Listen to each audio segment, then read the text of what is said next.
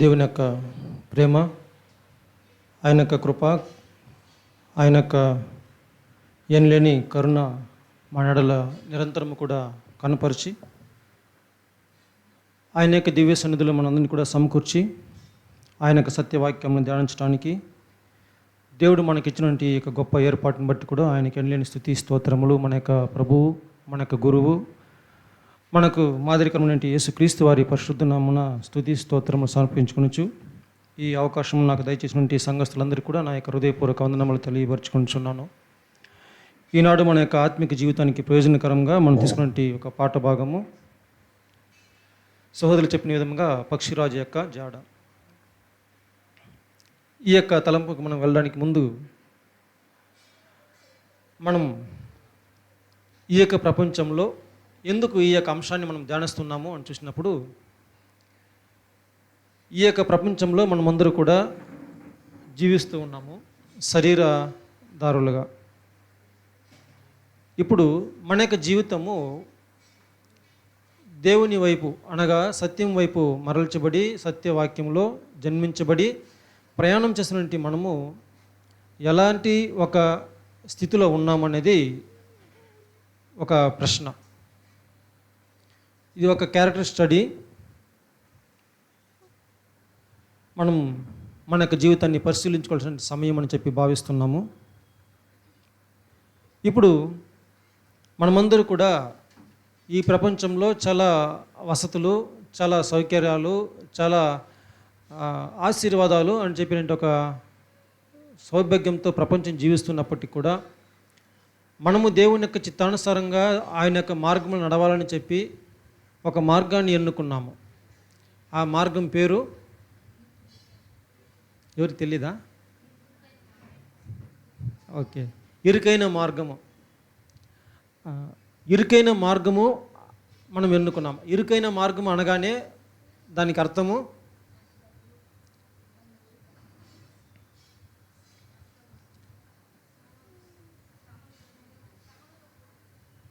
మీరు చెప్పిందంతా కూడా మత్తయి రాసిన సువార్త 7వ అధ్యాయం 14వ వాక్య ప్రకారం మనకి ఇది ఈ యొక్క మార్గంలో గమనించినప్పుడు, బ్రదర్ ఇంగ్లీష్లో కూడా కొద్ది ప్లే చేయండి బ్రదర్ వాక్యము వీలైతే. ఈ మార్గంలో ఎలా ఉంటుందంటే వాక్యం సెలవిస్తూ ఉంది మనకి చాలా కష్టం అనమాట, చాలా డిఫికల్ట్ అయినటువంటి ఒక మార్గం. కాబట్టి ఎవరు భయపడాల్సిన అవసరం లేదు. ఈ యొక్క మార్గంలో మనము ఎన్నుకున్నాము. మన యొక్క జీవితము ఈ యొక్క మార్గంలో ప్రయాణిస్తూ ఉంది. అయితే ఈ యొక్క మార్గంలో మనము ఎంత దూరం ప్రయాణించున్నాము, లేదంటే ఈ మార్గంలో మన యొక్క పరుగును తుదముట్టించున్నామా, ఈ మార్గాన్ని మనము దాటి ఉన్నామా,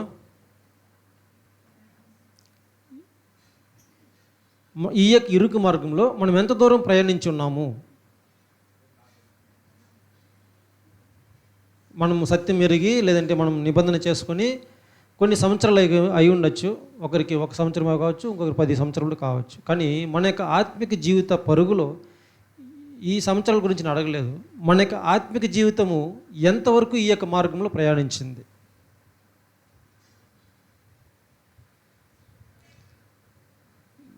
ప్రతి ఒక్కరికి ఇది అంటే ప్రయాణించలేదా? ఇంకా స్టార్ట్ చేసినామా? కనీసం మొదలుపెట్టామా? మొదలుపెట్టారా? సంతోషము. వేగంగా పరిగెడుతున్నామా, నడుచుకుంటూ పరిగెడుతున్నామా? అయితే ఎంత దూరం ప్రయాణించామనేది ఒక ప్రశ్నగా మీ ముందు ఉంచుతున్నాం. కాబట్టి దాన్ని ఒక పరిశీలనగా తెలుసుకోవడానికి, స్పష్టంగా మనం గ్రహించుకోవడానికి మనం ఒక పాఠాన్ని ఈరోజు మనము చూడబోతున్నాం. ఎందుకంటే ఈ యొక్క మార్గము ప్రారంభించిన వెంటనే మనమందరూ కూడా చాలా సంతోషంగా లేదంటే చాలా భక్తితో విశ్వాసంతో మనం ముందుకు కొనసాగి ఉంటాం. ఈ యొక్క మార్గంలో మనం వెళ్ళిన తర్వాత ఇక్కడ చివరికి ఈ మార్గం ఎక్కడ ముగింపు అవుతుంది? ఇలా వెళ్తున్నాం. ఈ యొక్క మార్గము ఎక్కడ ముగింపు ఉంటుంది? ఎంత దూరం అంటే ఎండ్ పాయింట్ మరణం. అంతేనా? పరలోకము, భూలోకం నుంచి పరలోకముకి ఎండ్ పాయింట్. సిస్టర్ ఎండే లేదు, పోతూనే ఉంటుంది. ఓకే, అంటే ఈ ఇరుకు మార్గం గురించి అడుగుతున్నాం కదా. ఈ ఇరుకు మార్గంలో మనం స్టార్ట్ చేసినామని అనుకుంటున్నాము, అయ్యే మనకి జీవితం ఎండ్ పాయింట్ ఎక్కడ సిస్టర్? జీవము పొందుకున్నాం. సరే సిస్టర్, కొద్దిగా జీవాన్ని పొందుకున్నాం అనగా ఈ యొక్క మార్గంలో మనము మహిమ చెందిన తర్వాత, మహిమ పొందేంత వరకు ఈ యొక్క మార్గం, లేదంటే జీవ కిరీటం పొందేంత వరకు ఈ యొక్క మార్గం అనేది ముగింపోతుంది. ఇరుకు మార్గం అనేది క్లోజ్ అవుతుంది మనకి, అవునా? మొదటగా మనం బాప్తిసం తీసుకున్న స్థలం నుంచి జీవ కిరీటాన్ని పొందుకునేంత వరకు ఈ యొక్క ఇరుకు మార్గంలో దూరం ఉంది, అవునా? ఈ యొక్క దూరంలో ఇప్పుడు ఇంకా ఒక ప్రశ్న ఏమిటంటే, ఆ జీవ కిరీటాన్ని పొందుకోవడానికి మనం ఎంత దగ్గరగా ఉన్నాం? ఇలా అడగవచ్చా? ఈ జీవ కిరీటాన్ని మనం పొందుకోవడానికి ఎంత దగ్గరగా ఉన్నాం? ఇప్పుడు బాప్తిసం తీసుకున్నాము, బాప్తిసం తీసుకున్న వెంటనే మనం జీవ కిరీటాన్ని పొందుకోవడానికి దగ్గరగా ఉన్నామా? ఈ యొక్క మార్గంలో మనకి ఎదురయ్యేది అనేక, అదిగే చెప్పాము, ఈ మార్గమే డిఫికల్ట్, చాలా కష్టము, చాలా ఇబ్బందులు. ప్రతి ఒక్కరు కూడా బాప్తిసం రోజే ఒక పెద్ద ఆటంకాన్ని ఎదుర్కొని ఉంటారు. దాని తర్వాత అనేక విధమైనటువంటి శ్రమలు, శోధనలు, అనేక విధమైన నిందలు ఈ యొక్క మార్గంలో మనం ఎదురు చూస్తూ ఉంటాము. ఇంకా కూడా ఈ యొక్క మార్గంలో మనం అనుకున్న విధంగా, అంటే మనము ఈ యొక్క మార్గం సవ్యంగా వెళ్తూ ఉంది, మనకు జీవితం సవ్యంగా జరుగుతూ ఉంది అనుకునే సమయంలోనే ఒక నిర్భాంతికి గురి చేసినటువంటి, ఒక ఆశ్చర్యానికి గురి చేసినటువంటి ఒక సంఘటనలు మనకు జీవితంలో ఎదురు కావచ్చు. ఇంకా చెప్పాలంటే మనం ఎదురు చూడనటువంటి ఒక సంఘటనలు జరగవచ్చు, మనం వెళ్ళేటువంటి మార్గం సడన్గా మలుపు తిరగవచ్చు. ఇంకా అనేక ఏకత్వం, అంటే మన చుట్టూ ఉన్నటువంటి వారందరూ కూడా మనం చేయి విడిచి వెళ్ళిపోవచ్చు. మనం అనుకునేది ఇదే సరే అని చెప్పి మనం వెళ్తూ ఉన్నప్పుడు ఈ మార్గము ఇలాగే వెళ్తుందని చెప్పి ఎవరికి తెలుసు? మనం ప్రయాణించే ఇరుకు మార్గం అని తెలుసు, కానీ ఈ మార్గము ఈ దిశలోనే వెళ్తుందని చెప్పి ఎవరికి తెలుసు? ప్రతి ఒక్కరి యొక్క జీవితంలో కూడా ఏదో ఒక ఆయా జీవిత మలుపులు, అంటే శోధన కాలములు, శోధన పరిస్థితులు ఎలా ఉంటాయని చెప్తే ఎవరు కూడా ఊహించలేరు. అదే ప్రయాణించిన వారికి మాత్రమే అనుభవంలో తెలుస్తుంది. సోదరులారా, ఇలాంటి ఒక సంఘటనలు మనకి ఈ యొక్క మార్గంలో రావచ్చు. అనేక అనారోగ్యములు రావచ్చు, అశాంతి రావచ్చు, నిందలు రావచ్చు. ఇంకా కూడా చెప్పాలంటే మనం నమ్ముకున్న వారు నిస్సహాయ స్థితిలో చేతులు ఎత్తవచ్చు. అంటే ఒకరు నమ్ముకొని మనం కొంత దూరం ప్రయాణించి వెళ్ళి ఉంటాం. ఇక్కడి నుంచి కొంత దూరం వెళ్ళిన తర్వాత, అక్కడికి వెళ్ళిన తర్వాత అతను చేతులు ఎత్తేస్తే ఎలా ఉంటుంది? అలాంటి ఒక సంఘటనలు మనకు జరగవచ్చు ఈ యొక్క జీవితంలో, ఇరుగు మార్గంలో. కాబట్టి అనేక స్థితిగతులు వెళ్ళొచ్చు. మన యొక్క జీవితం ఈ యొక్క మార్గంలో ప్రయాణించడం కష్టము, ఈ యొక్క జీవితం వద్దుని చెప్పి వీసారిపోయి అది చీకాక పుట్టి చనిపోద్దామా అంటే ఒక ఆలోచన కూడా మనిషికి రావచ్చు. సోదరులారా, ఇలాంటి సంఘటనలన్నీ కూడా దాటుకొని ఈ యొక్క మార్గంలో ప్రయాణించిన తర్వాతే ఇంకొక చివరి ఎండ్ పాయింట్ వరకు మనం చేరుకుంటాము అనేది నిశ్చయం. ఆ చివరి జీవితంలో సోదరు చెప్పిన విధంగా మరణము, ఈ యొక్క శరీరము మరణమైన తర్వాతే మళ్ళా జీవి కిరీటాన్ని మనము, నూతన జీవాన్ని మనం పొందుకుంటామనేది సత్యం. అందు నిమిత్తం మనం ప్రయాణం చేస్తున్నాము. ఈ యొక్క ఇరుకు మార్గంలో ఇలాంటి పరిస్థితులన్నీ కూడా దాటి ఆ యొక్క జీవాన్ని పొందుకుంటాం. సోదరులారా, ఇప్పుడు మరలా ప్రశ్న, ఇలాంటి జీవితంలో మనం ఎంత దూరం ప్రయాణించున్నాం అనేది ఒకసారి పరిశీలించి మనం తేటగా తెలుసుకోవాలని చెప్పినప్పుడు సోదరులారా, అది మనకి ఆత్మిక జీవితానికి ఎంతో ప్రయోజనకరంగా ఉంటుందని చెప్పిన భావనతోనే ఈ యొక్క పాఠాన్ని మనం తీసుకొస్తున్నాం సోదరులారా. అప్పుడు ఎవరు కూడా ఈ యొక్క మార్గంలో మేము ప్రయాణిస్తున్నాము అని చెప్పిన తర్వాత మా జీవితంలో ఎటువంటి ఒక సమస్యలు లేదని చెప్పినటువంటి వారు మనం ఎవరైనా ఉన్నారా?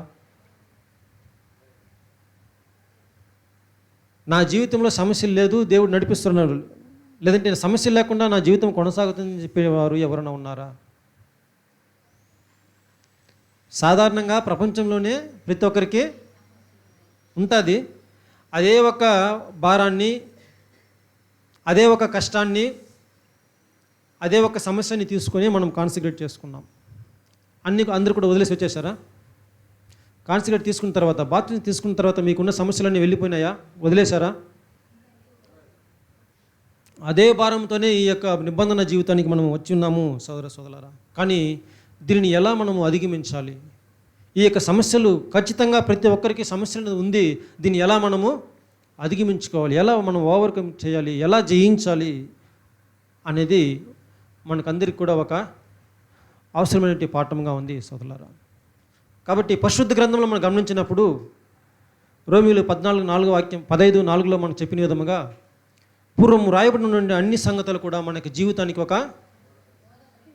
దృష్టాంతంగా రాయబడినది. అది ఒక పాఠాన్ని నేర్పిస్తుంది, బుద్ధిని కలగజేస్తుంది సోదరులారా. అప్పుడు ఇటువంటి ఒక వాక్యం నుంచి బుద్ధిని కలగజేసేటువంటి ఒక అంశము, ఒక వాక్యం మనం చదువుకుంటాము. అదే ఆధార వాక్యంగా మనం చదువుకున్నాము. చదువుదాం మరలా.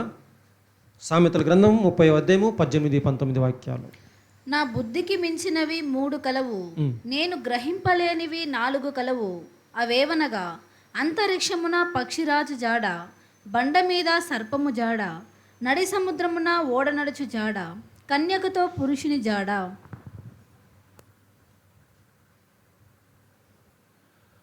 Thank you.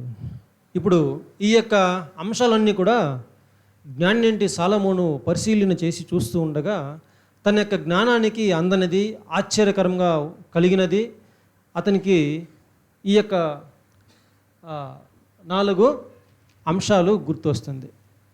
3 కూడా ఆశ్చర్యంగా ఉంది, కానీ 4వది తన యొక్క ఊహకి అందలేదు.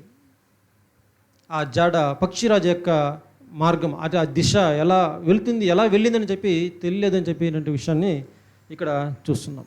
ఇందులో నుంచి మనము ఏమి నేర్చుకోబోతున్నాం? ఎందుకు ఆ సొలొమోనుకి ఇట్లాంటి ఒక ఆలోచన, ఎందుకు ఈ యొక్క వాక్యం రాయబడాలి? సరే, ఈ యొక్క పక్షిరాజుని మనం ఎందుకు ఒక పాఠంగా తీసుకోవాలి? దీనికి పక్షిరాజుకి మనకేమన్నా సంబంధం ఉందా? ఉందంటారా? ఎలా ఉందంటారు? ప్రకటన గ్రంథం 12:14 వాక్యంలో మనం చూసినప్పుడు ఆ స్త్రీకి 2 రెక్కలు ఇవ్వబడింది అరణ్యంలో. ఎక్కడికి పోవడానికి చెప్పాలి? ఏదో కొత్తగా చెప్పినట్టు ఉన్నారు. చదివేది సిస్టర్, ప్రకటన 12:14.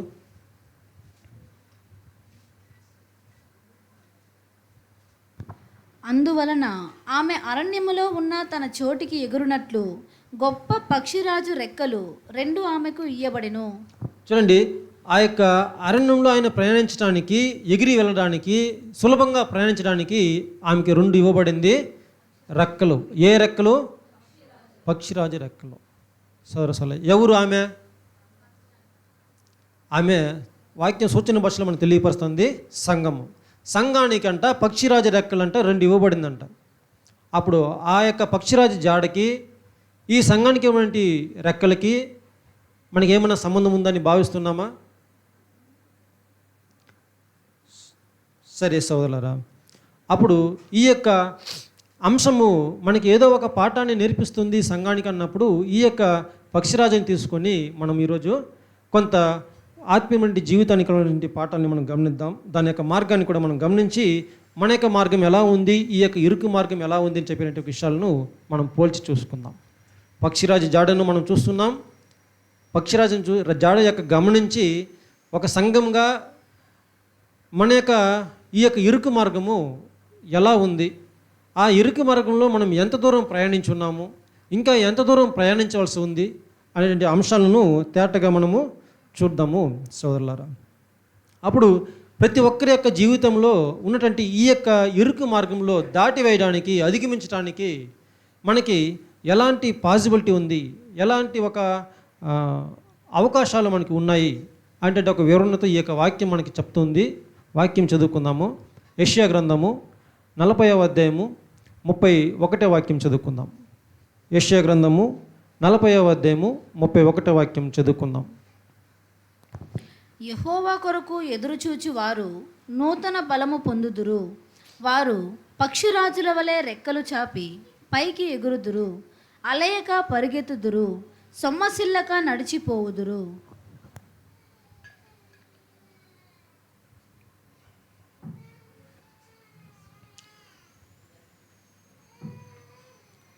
చదవబడిన వాక్యం మరలా గమనించండి. యెహోవా కొరకు ఎదురు చూచువారు. ఇప్పుడు ఈ యొక్క మార్గంలో మనం ప్రయాణించాలి అంటే మనకేం కావాలి?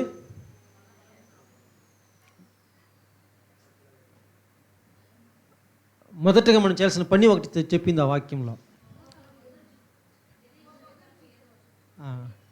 సిస్టర్, మొదటగా మనకి ఏం చేయాలంటే అక్కడ యెహోవా కొరకు ఎదురు చూడాలి. అలా ఎదురు చూసిన తర్వాత ఆయన ఏం చేస్తాడంట? మనకి నూతనమైన బలం వస్తాడంట. దాని తర్వాత చెప్పండి, మీరు పాఠం చెప్పండి, చెప్పండి, వన్ బై లైన్.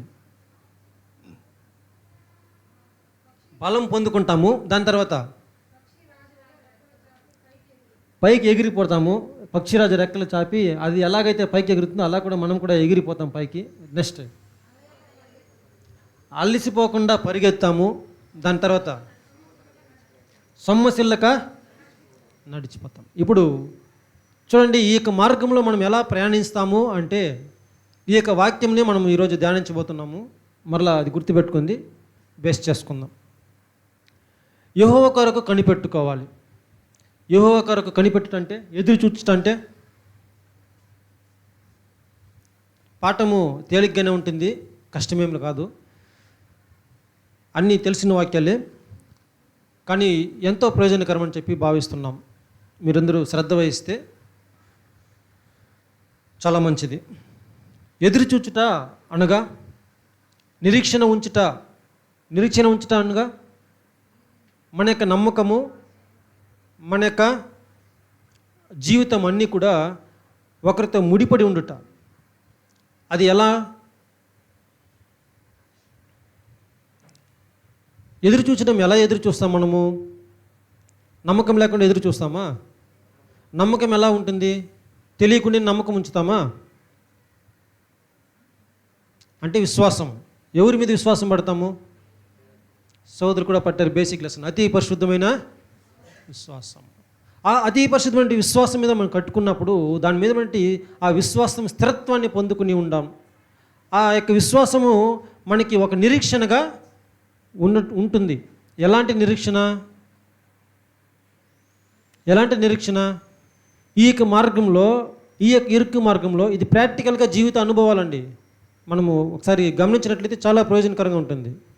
ఈ యొక్క ఇరుకు మార్గంలో మన యొక్క జీవితంలో చాలా మట్టుకు మనము వల్ల మన యొక్క శక్తితో, మన యొక్క జ్ఞానంతో, మన యొక్క బలంతో ప్రయాణించడం కుదురుతుందా అంటే ఖచ్చితంగా కుదరదు. అందుకే ఈ యొక్క మార్గమే డిఫికల్ట్ అని చెప్పాము. అప్పుడు ఈ యొక్క ఇరుకు మార్గంలో మన యొక్క శక్తితో ప్రయాణించడం కుదరనప్పుడు ఖచ్చితంగా వేరొకరి బలము మనకి కావాలి. ఆ బలము కావాలన్నప్పుడు మనం ఎలాంటి ఒక స్థితిలో ఉండాలి? మన యొక్క నిరీక్షణ అనేది, హోప్ అనేది, నమ్మకం అనేది ఎవరి మీద పెట్టాలి? దేవుని మీద పెట్టాలి. ఇప్పుడు అలా పెట్టిన తర్వాత మనకి ఆయన ఒక ఏమిస్తాడంట? నూతనమైన బలముని ఇస్తాడంట. ఎలా అంటే మీకు అందరికీ నమ్మకం పెట్టున్నారా లేదా? పెట్టుంటే బలం ఇచ్చుంటారు కదా. బలంగా ఉన్నారు, అందరూ బలంగా ఉన్నారు, చాలా బలంగా ఉన్నారు, ఎవరు పడిపోవట్లేదు. అవునా? చెప్పండి బ్రదర్స్, సింపుల్ కదా. అప్పుడు యేసు ప్రభు గారు తన యొక్క మరణానికి ముందు ఆ యొక్క మార్గంలో వెళ్తూ గెత్సెమనే తోటకి వెళ్ళడానికి ముందు చెప్పినటువంటి సంఘటనలు ఉపమానంగా చెప్తాడు ఆయన. నేనే నిజమైనటువంటి ఒక ద్రాక్షావళిని, మీరు నా యందు తీగలుగా ఉన్నారు, నన్ను విడిచి వేరుపడి మీరు ఏమీ చేయలేరు, మీరు పల్లింపు కూడా లేరు, కనీసం జీవించలేరు, చచ్చిపోతారు. కాబట్టి మీరు ఎల్లప్పుడూ నాతో ఏం ఉండాలా? ఎలా ఉండాలా? నన్ను అంటి పెట్టుకొని ఉండాలా. అప్పుడు ఎప్పుడైతే మనము క్రీస్తునందు, ఆ మొద్యందు అంటి పెట్టుకుని ఉంటామో అప్పుడు మనకు కలుగుతుంది మన యొక్క నిరీక్షణ. ఎలాగైతే చంటి బిడ్డ తండ్రి యొక్క చెయ్యి పెట్టుకొని ఈ యొక్క మార్గం నేను ఎంత దూరమైనా ప్రయాణించగలను, ఎంత ఎదురైనా ఈ కాలం దాటగలను ఒక నమ్మకం ఉంటుందో, అలాంటి ఒక నిరీక్షణ మనం ఎప్పుడైతే తండ్రి చేతిని పెట్టుకుని ఉంటామో, అతని మీద నమ్మకం ఉంటామో, అతని మీద మనం నిరీక్షణ ఉంచుతామో, అప్పుడు మనకు కలుగుతుంది నూతనమైనటువంటి ఒక బలం. మనం దాటగలము, మనం చేయగలము. ఎందుకు? ఇది దాటేది మన యొక్క బలము కాదు, మన యొక్క శక్తి కాదంటే ఒక విషయాన్ని మనం గ్రహించుకొని మనతో పాటు ఎవరు ఉన్నారు? మనం నడిపించే ఒక నాయకుడు ఉన్నాడు. మనతో పాటు ఎవరు ఉన్నారు? సర్వశక్తిమంతుడైన దేవుడు ఉన్నాడు. మనకు అండగా, లేదంటే మన యొక్క నిరీక్షణ ఆధారముగా ఆయన ఉన్నాడని చెప్పినట్టు ఒక గొప్ప నమ్మకము. ఆ నమ్మకాన్ని కదిలించబడుతుందా? అలాంటి స్థితిలో మనం ఒకసారి ఆ చేతిని గట్టిగా పట్టుకున్నప్పుడు మనం పడిపోతామనే డౌట్ వస్తుందా? ఒకవేళ మనకు బలం లేకపోయినా తండ్రి ఏ విధంగా తన కుమారుని చేయి పట్టుకుని ఆ యొక్క గట్టును దాటివేస్తాడో అలాంటి ఒక పరిస్థితే దేవుడు మనకి మన యొక్క బలహీనతను ఎరిగి ఆ యొక్క ప్రతి ఒక్క సమస్య యందు కూడా అతను దాటివేయడానికి సిద్ధంగా ఉన్నాడు. మనం చేయవలసింది మొదటిది తన చెయ్యి పట్టుకోవడం, అంటే అతనితో పాటు అంటి పెట్టుకుని ఉన్నాము. అతని యొక్క చిత్తాన్ని మనము చాలా జాగ్రత్తగా గ్రహించుకుని ఉన్నాము. ఆయన యొక్క వాక్యం పట్ల మనకు ఉన్నటువంటి ఒక విశ్వాసము మనం చూసుకోవాలి సోదరులు.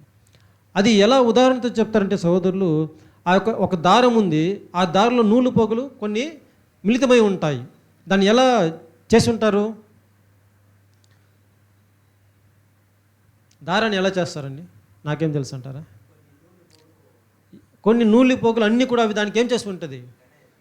పెన వేసుకుని ఉంటుంది, ఒకదానికి ఒకటి పెన వేసుకుని ఉంటుంది.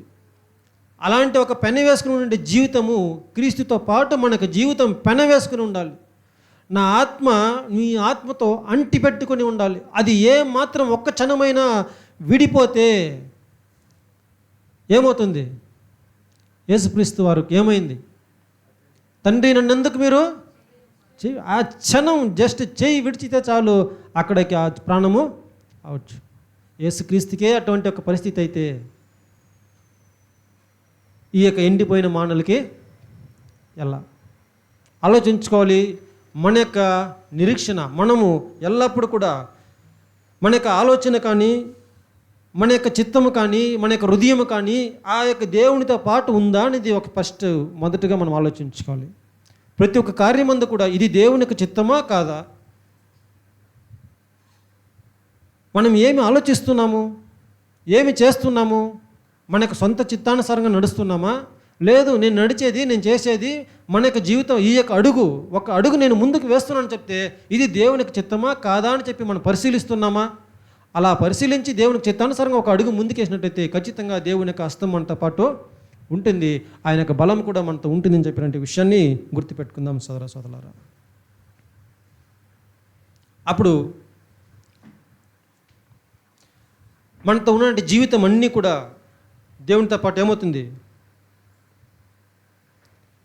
ఇప్పుడు దేవుని మీద నిరీక్షణ పెడితే మన యొక్క జీవితం అన్నీ కూడా ఏమవుతుంది? అక్కడ దేవునితో పాటే ఉంటుంది. మనకు చిత్తము దేవునితో ఉంటుంది, మన యొక్క ప్రతి అడుగు దేవునితో ఉంటుంది, మన యొక్క మాటలు, మన యొక్క ప్రతి ఒక్క కార్యము కూడా ఇది దేవునికి ప్రియకరంగానే ఉంటుందనే భావనతో మనం ముందుకు కొనసాగుతాం సోదరులారా. అప్పుడు దేవుని యొక్క చిత్తానుసారంగా మనం నడిచినప్పుడు దేవుడు మనకి ఏమిస్తాడు చెప్పాలి. మొదటగా మనం గుర్తుపెట్టుకుందాము, ఎప్పుడైతే మన యొక్క విశ్వాసాన్ని, మన యొక్క నిరీక్షణను దేవునిపై ఉంచుతామో అప్పుడు ఈ యొక్క మార్గంలో మనం ప్రయాణించడానికి సిద్ధంగా ఉన్నాము అని చెప్పి చూస్తున్నాం. ప్రయాణించడానికి సిద్ధంగా ఉన్నాము, ఇంకా మనం ఒక అడుగు కూడా వేయలేదు. ఎప్పుడైతే దేవుని చిత్తాన్ని మన చిత్తంగా భావించి మన చిత్తాన్ని పక్కన పెట్టి ఆ చిత్తాన్ని చేయడానికి ముందుకు వస్తామో అప్పుడు ఒక అడుగు ముందుకు వేసామని చెప్పి తీర్మానించుకుందాం. ఎంత దూరము దేవునికి చిత్తాన్ని మనము మన యొక్క ఆలోచనగా భావించి తన యొక్క చిత్తాన్ని మనకు ఆలోచన పూర్తిగా పూర్తిగా అన్వయించుకుంటామో అప్పుడు మన యొక్క పూర్తి తీర్మానము వెళ్ళడానికి సిద్ధంగా ఉన్నాము అని చెప్పినట్టు ఒక స్టేజ్కి వచ్చి ఉన్నాము. సోదరులారా, ఇలాంటి స్థితికి వచ్చినప్పుడు మనము మనకి జీవిత ప్రయాణాన్ని ఈ ఇరుకు మార్గంలో స్టార్ట్ చేసాం. అప్పుడుదా ప్రారంభించిన వెంటనే వస్తుంది ఒకటి, బాప్తిస్మం తీసుకున్న వెంటనే అందరికీ ఒకటి ఎదురై ఉంటుంది, ఒక సమస్య. ఏ సమస్య? ఎవరి ద్వారా సమస్య? ఎవరికి రాలేదా?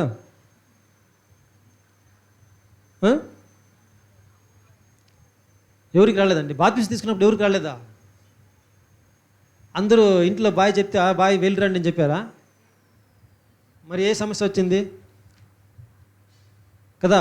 ఆ సమస్యను ఎదుర్కోవడానికి మనకు ఒక బలం ఎక్కడి నుంచి వచ్చింది? ఎప్పుడైతే నువ్వు ఆ సత్యం పట్ల విశ్వాసం ఉంచావో, నమ్మకం ఉంచావో స్థిరంగా, అప్పుడు నీకు ఒక బలం వచ్చింది. ఎలాంటి బలము?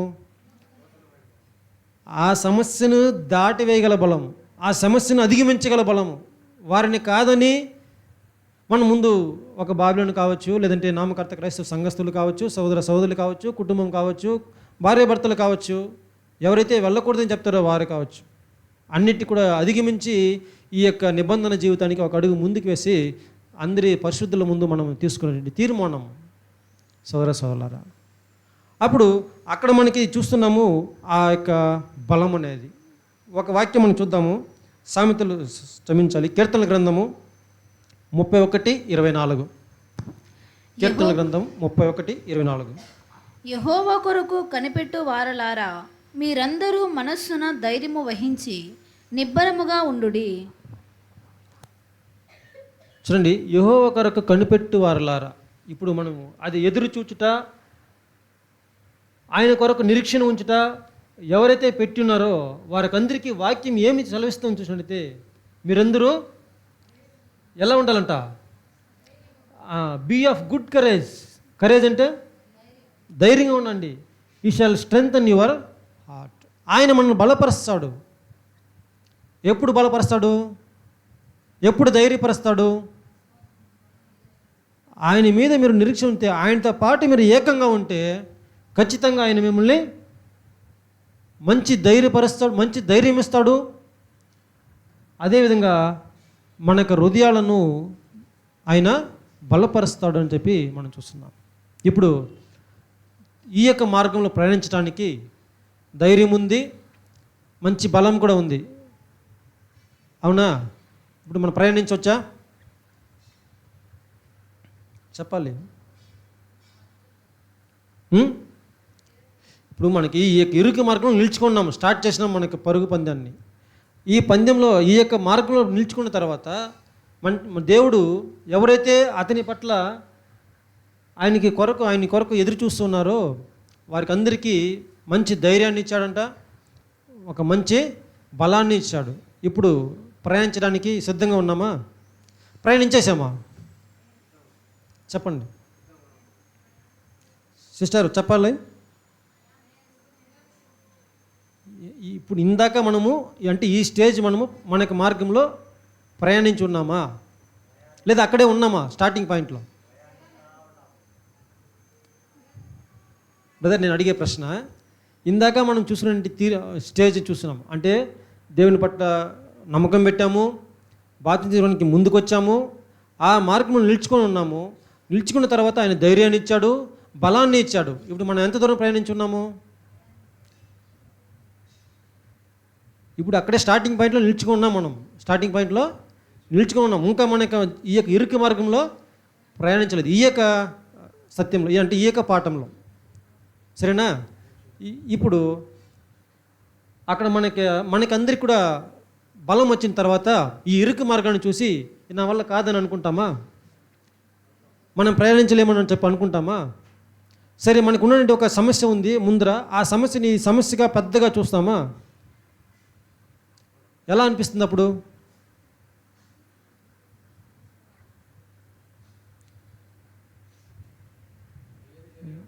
ఇప్పుడు మనం నేను ఏం చెప్తున్నా అంటే, మనకి జీవితము మంచి నిరీక్షణ దేవునితో పాటు అంటిపెట్టుకుని ఉంది. ఆయన మంచి ధైర్యం ఇచ్చాడు, మంచి బలాన్ని ఇచ్చాడు. ఇప్పుడు మనకి జీవితం ఎలా ఉంటుంది? ప్రయాణించడానికి సిద్ధంగా ఉంది. ఇంకా ప్రయాణము కొనసాగలేదు. అయితే ఈ సిద్ధంగా ఉన్న తర్వాత, అంటే ఇప్పుడు మనం యొక్క జీవితం ఈ ఇరుకు మార్గంలో ప్రయాణించడానికి సిద్ధంగా ఉన్నప్పుడు ఆయన నెక్స్ట్ స్టేజ్కి మనం తీసుకుని వెళ్తాడు. అదే పక్షిరాజు ఇప్పుడు ఎలా ఉందంట? సిద్ధంగా ఉంది. తన యొక్క గూడు నుంచి రెక్కలు చాచుకుని బలంగా రెడీ టు మూవ్. ఇంకొక వాక్యం కూడా మనం చూసినట్టయితే 2 తిమోతి 1:7 ఆ వాక్యం మనం గమనిస్తాము. దేవుడు మనకు శక్తియు ప్రేమయు ఇంద్రియ నిగ్రహమును గల ఆత్మనే ఇచ్చెను కాని పిరికితనము గల ఆత్మను ఇయ్యలేదు. చూడండి, మనకి ఎటువంటి ఆత్మని ఇచ్చాడంటైనా శక్తి, ఆయన శక్తి ఇచ్చాడు, ఆయన ప్రేమ ఇచ్చాడు, ఇంద్రియ నిగ్రహం గల ఆత్మను మనకి ఇచ్చాడు. కానీ ఒక ఆత్మ లేదు. ఏ ఆత్మ? పిరికితనమైన ఆత్మ ఇవ్వలేదు. అంటే దానికి ఆపోజిట్ ఏమిచ్చాడు? పిరికితనానికి ఆపోజిట్. పిరికితనానికి ఆపోజిట్ వర్డ్ ఏంటండి? పిరికితనం అంటే ఏంది? అర్థమైలే కదా. పిరికితనం అంటే భయము, అర్థం అడగట్లేదు. దానికి ఆపోజిట్ వర్డ్ ఏంటి? ధైర్యం. ఆ ధైర్యం ఎవరిస్తారు అక్కడ?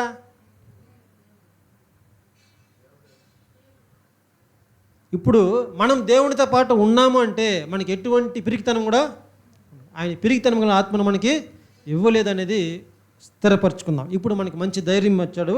నెక్స్ట్ స్టేజ్కి మనం వెళ్తున్నాం. నెక్స్ట్ గ్రద్ద ఏం చేస్తుంది? పక్షిరాజు ఎగురుతుంది. ఎందుకంటే దానికి ఫుల్ బలం ఉంది కాబట్టి ఎగిరిపోతుంది. ఇక్కడ ఎలా ఎగురుతుంది? అది రెక్కల ద్వారా ఎగురుతుంది. Thank you brother.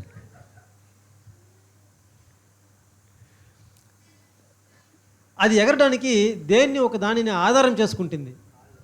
కాళ్ళనే. Thank you brother.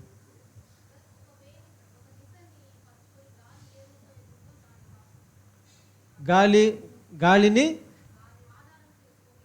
ఎగిరేదంతా గాలిని ఆధారం చేసుకొని ఎగురుతుంది పక్షిరాజు.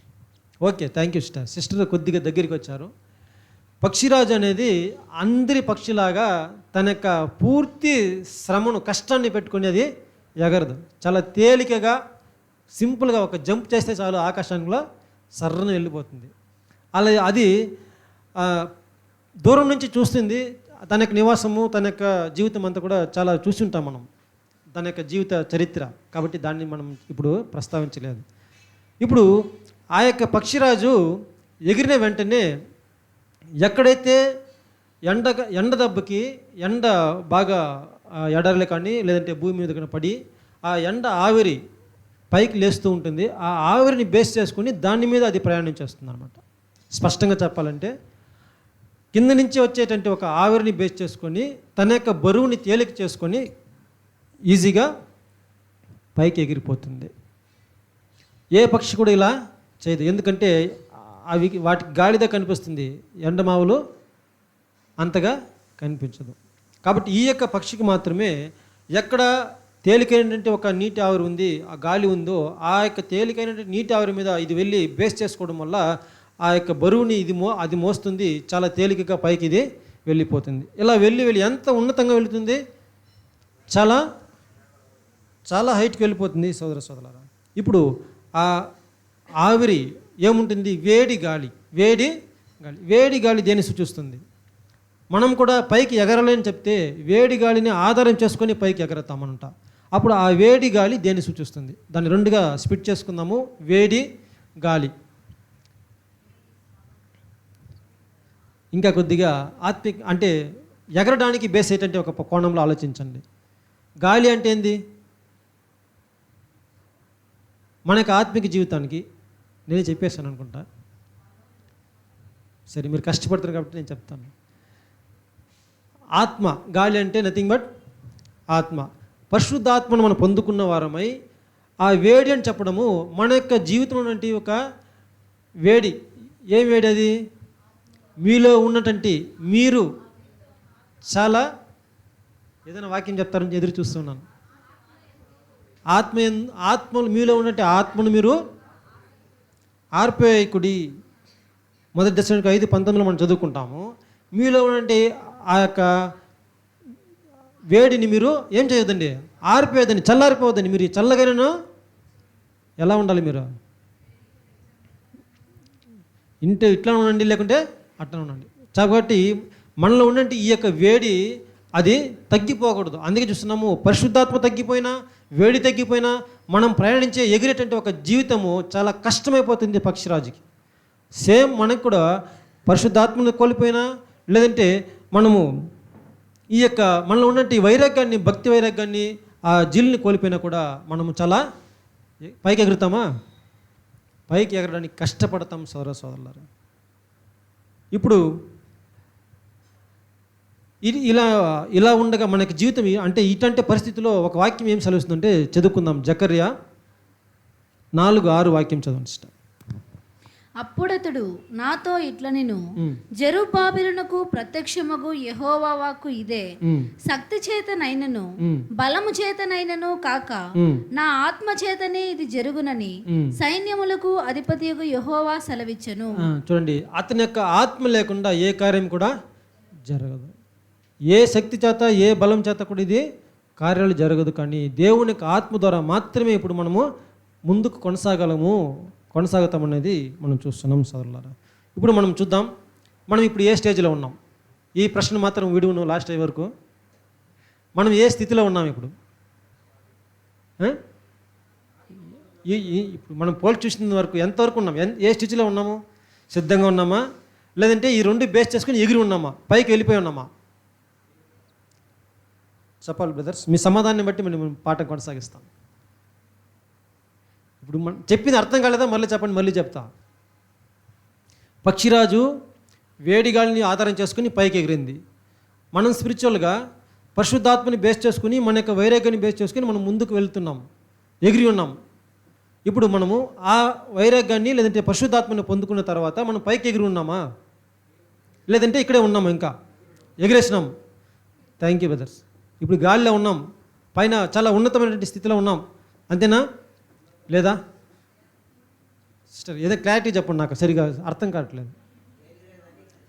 అంటే ఇంకా భూమి మీదే ఉన్నాం ఇట్లా.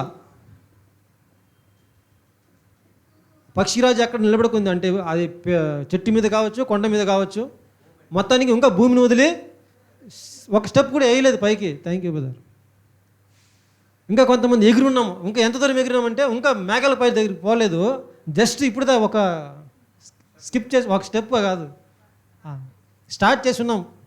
దాన్ని ఏమంటారు, మూవ్ చేద్దామని ఒక ఇట్లా జంప్ చేసి ఉన్నాం అంతే, ఇంకా పైకి ఎగరలేదు. Thank you. ఇప్పుడు మనం మన యొక్క ఆత్మిక స్థితి లేదంటే ఈ ఇరుకు మార్గంలో మనము ఎంత దూరం ప్రయాణించున్నామనే ప్రశ్నకి ఇంకా సమాధానం మనము కనుగొనలేదు. అప్పుడు మనకి జీవితము ఎగరడానికి సిద్ధంగానో, లేదంటే ఈ యొక్క జీవితం అడుగు వేసి ఇప్పుడుదా మనము ఎగరడానికి ప్రయత్నం చేస్తున్నట్టుగానే ఉంది తప్ప ఇంకా ఉన్నతమైన స్టేజ్కి మనము వెళ్ళలేదని చెప్పి మీ యొక్క సమాధానం ద్వారా నేను గ్రహిస్తున్నాను. Thank you. పక్షిరాజు అయితే ఈ దశను దాటి ఇంకా పైకి వెళ్తుంది. అప్పుడు మనము ఈ యొక్క ప్రాబ్లమ్స్లన్నీ అంటే ఈ యొక్క సమస్యలన్నీ కూడా పక్షిరాజుకి గాలిలో ఎగిరిన తర్వాత వచ్చే సమస్యలు ఏంటి? పక్షిరాజుకని కాకుండా పక్షులన్నిటికీ ఎత్తుకుందాం. పక్షులన్నిటికీ ఆకాశంలో ఎగురుతున్నప్పుడు కలిగే సమస్య ఏమిటి అంటే ప్రాబ్లం దేని ద్వారా కలుగుతుంది? గాలి, సుడిగాలి, వర్షము, main Sudigali. Thank you sister. అప్పుడు ఆ గాలి ఎదురైనప్పుడు, గాలి తనకి ఎదురుగా బలంగా వీచినప్పుడు పక్షులు ఎగురుతుందా? ఎగరలేదు. కానీ ఒక పక్షి మాత్రం దాని యొక్క ఆ యొక్క ప్రయాణాన్ని కొనసాగుతుంది, అదే పక్షిరాజు. ఎందుకు అలా? ప్రతి ఒక్క పక్షి కూడా గాలి కొట్టినప్పుడు ఒక చెట్టును, ఒక ఆశ్రయాన్ని కోరుకుంటుంది. అక్కడ పోయి కొంచెంసేపు నిలబడి గాలి వెళ్ళిన తర్వాత మనకు ప్రయాణాన్ని కొనసాగించవచ్చని. అయితే పక్షిరాజు మాత్రము ఆ గాలి ఎప్పుడు రాబోతుంది, ఆ గాలికి మనము సరిగ్గా ఇంకా పైకి మనము ఎలా ఎగరదామని చెప్పి సంతోషంగా ఎంజాయ్ చేసేది ఆ సుడిగాలిలో ఏది మాత్రమే అయితే పక్షిరాజు మాత్రమే. సోదరులారా, ఈ సుడిగాలి వస్తే పక్షిరాజుకి ఏమంట? సంతోషం అంట. సరే, ఇప్పుడు మనకి సుడిగాలి అనేది మనకి సమస్యలుగా తీసుకుందాం. మనకు జీవితానికి సమస్యలు వచ్చినప్పుడు మనం చాలా సంతోషంగా పక్షిరాజు ఎగిరినట్టు మనం సంతోషంగా ఎగురుతామా?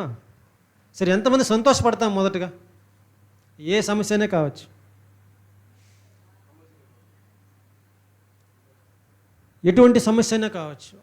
ప్రతి ఒక్కరికి ఒక్కొక్క సమస్య అది దేవుడు ఏర్పాటు చేసింది, అనుగ్రహించేది. అదే ముందుగా చూసుకునే విధంగా చాలా ద్రోహాలు మనకి కలగవచ్చు.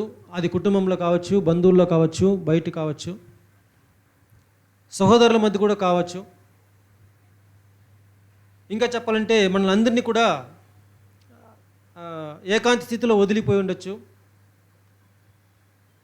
అలాంటి స్థితిలో మనము ఎవరు నిస్సహాయ స్థితిలో, ఎవరు ఒక ఆధారం లేని స్థితిలో, మనకి ఎటువంటి ఒక భరోసా లేనటువంటి ఒక స్థితిలో, కనీసము మనకి జీవితం నడవడానికి కూడా సహాయం లేనటువంటి ఒక స్థితిలో కూడా మనకు జీవితం ఉండి ఉండొచ్చు. అలా వదిలి కూడా పోయి ఉండొచ్చు. మనము అనుకున్నవారు లేదంటే నాది అనుకున్నవారు మనకి చేయి వదిలి వెళ్ళిపోయి ఉండొచ్చు. అలాంటి ఒక సుడిగాలి మన యొక్క జీవితంలో రావచ్చు. ఇక మన జీవితం ఈ యొక్క ప్రాబ్లం నుంచి ఎలా చచ్చిపోబోతాము, మన జీవితం ఇక ఒక అడుగు కూడా మనం ప్రయాణించలేము, చాలా షివరింగ్ వచ్చేస్తుంది, చాలా భయం వస్తుంది తనకు జీవితం తలుచుకుంటే. ఇటువంటి ఒక పరిస్థితుల్లో కూడా ఈ యొక్క ప్రయాణం కొనసాగవచ్చు. ఇంకా చెప్పాలంటే ఈ యొక్క సత్య మార్గంలో నుంచి కూడా మనము సులభంగా యామారిపోవడానికి అసత్యము, దుర్బోధలు కూడా మనకి ఒక ఆటంకంగా పెద్ద సమస్యగా రావచ్చు. మనం ఉన్నటువంటి ఒక నామకర్త క్రైస్తవులు కానీ, బబులోను వ్యవస్థ కానీ, రాజకీయ వ్యవస్థ కానీ, ఆర్థిక వ్యవస్థ కానీ, ప్రతి ఒక్కటి కూడా మన యొక్క జీవితంలో శోధనగా, సుడిగాలిగా వచ్చి నిలబడవచ్చు. ఇక మీదట ఈ ప్రయాణం అనేది ముందు కొనసాగదు అంటే విధముగా సుడిగాలి వలె అడ్డగించవచ్చు. అందుకే మనం చూస్తున్నాము, చాలా మనకి ప్రియమైనది లేదంటే ప్రియమైన వస్తువు మనకి ఒకసారి సహోదరులు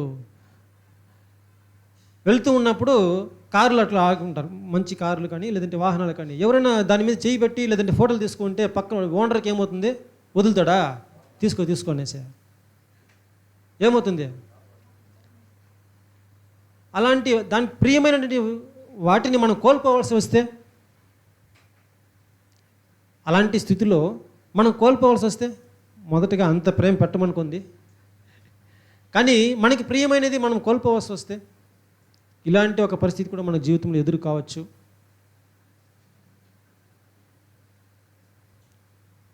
ఇప్పుడు ఇలాంటి ఒక పరిస్థితిలో మనకు జీవితము పక్షిరాజుకి అలా ఎదురయ్యింది. అలా ఎదురైతే పక్షిరాజు సంతోషంగా ముందుకు ఇంకా పైకి ఎగిరింది. మనము పక్షిరాజు ఏ విధంగా సుడిగాలిని ఆధారం చేసుకొని, బేస్ చేసుకొని సంతోషంగా ముందుకు కొనసాగిందో, ఇంకా ఎత్తుకు కొనసాగిందో, అలా మనం కూడా సంతోషంగా, మాటనే చెప్పండి నోట్లన్నా, అవునా, ఉన్నామా? ఇప్పుడు ఎదురేటువంటి సుడిగాలిలో మనము మన యొక్క జీవితాన్ని, ప్రయాణాన్ని కొనసాగించున్నామా? కీర్తనల గ్రంథము 34:19 చదువుకుందాం.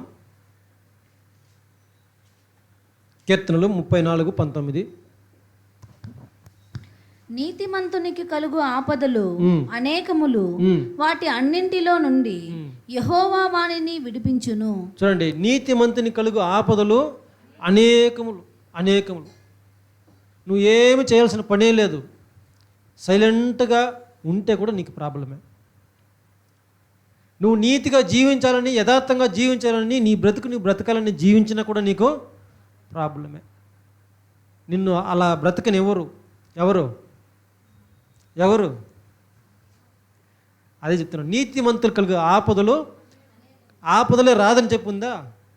అది మరణము కావచ్చు, లేదంటే సమస్యలు కావచ్చు, ఏదైనా కావచ్చు అండి, ఏదైనా కావచ్చు. అలా ఎదురైనప్పుడు ఆ ఆపదల నుంచి అనేకములు, ఒకటి కాదు, రెండు కాదు, మనకు జీవితంలో అనుభవించిన వారికి మాత్రమే తెలుసు. వారిని అలా పలకరిస్తే చాలు, వాళ్ళ యొక్క సమస్యలు, వాళ్ళ యొక్క గాథలు మన వల్ల భరించలేనంతగా ఉంటుంది. ప్రతి ఒక్కరు కూడా అదే ఒక పరిస్థితిలో ఉన్నాము అన్నప్పుడు మనము ఎటువంటి ఒక నిరీక్షణ కలిగి ఉన్నాము. పక్షిరాజు అయితే అటువంటి శోధనలు ఎదురైనప్పుడు అన్ని పక్షులు సుడిగాలికి పడిపోయింది కింద. అయ్యో సుడిగాలి వస్తూ ఉంది, మనం చుట్టుకుంటామని చెప్పి. అయితే ఈ పక్షిరాజు మాత్రము తన యొక్క ప్రయాణాన్ని, ఇలా ప్రయాణించే పక్షిరాజు ఇలా తలగిందలుగా తిరిగిన, తన యొక్క రెక్కల్ని, తన యొక్క జీవితాన్ని ఎటు మలిచినా మరలా కూడా తిరిగి తన దిశను మాత్రం అది ప్రయాణించడానికి మర్చిపోదు. అది ఎంజాయ్ చేస్తూ తిరుగుతుంది. మనల్ని కూడా ఇలా కాళ్ళు పెట్టి తల కింద వేసినా, కింద పెట్టి కాళ్ళు పైకి లేపినా, ఎలా జీవితం మనకు ఉండనా కూడా ఈ యొక్క ప్రయాణం మాత్రం మనము ఏం చేయకూడదు. ఎవరు రక్షిస్తారు? ఏ వాక్యం యెహోవాని ఆ యొక్క నిరీక్షణ ఎప్పుడు వస్తుంది? మనం ఎప్పుడైతే ఆయన అంటి పెట్టుకుని ఉంటామో అప్పుడు ఆ యొక్క నిరీక్షణ ఎప్పుడైతే మనకు ఉంటుందో ఆ బలం మనకు ఉంటుంది, ఆ యొక్క ధైర్యం మనకు ఉంటుంది. అప్పుడే మనము మరలా ఈ యొక్క స్టేజ్కి మనము వెళ్ళగలము సోదరులారా. ఒకవేళ బలం లేకపోతే ఆ గాలికి ఏం చేస్తాం మనము? ఆ గాలి కొట్టుకుని పోయే పొట్టులాగా అయిపోతాం. ధైర్యం లేకపోతే కూడా, బలం ఉన్న ధైర్యం లేకపోతే ఆ అధైర్యానికే, ఆ బలం లేని స్థితికి తనకు బలం కూడా మర్చిపోతారు. అప్పుడు యెహోవాని విడిపించును చెప్పినప్పుడు సోదరులారా, అన్ని యొక్క సమస్యల నుంచి, అనేక సమస్యల నుంచి మొదటగా మనకి యాకోబు రాసిన పత్రిక 1వ అధ్యాయము 2వ వాక్యం నుంచి చదువుకుందాం. అపోస్తలుడైన పౌలు గారు యాకోబు రాసిన పత్రిక 1వ అధ్యాయము 2వ వాక్యం. నా సహోదరులారా, మీ విశ్వాసమునకు కలుగు పరీక్ష ఓర్పును పుట్టించునని ఎరిగి మీరు నానా విధములైన శోధనలలో పడినప్పుడు అది మహా ఆనందమని ఎంచుకొనుడి. చూడండి, మనము ఇక్కడ కూడా మనం చెప్తుంది, నానా విధమైన శోధనలో మీరు పడినప్పుడు, అలాంటి సుడిగాలి లాంటి ఒక సమస్యలు మీ జీవితంలో ఎదురైనప్పుడు మీరు ఎలా ఉండాలంట?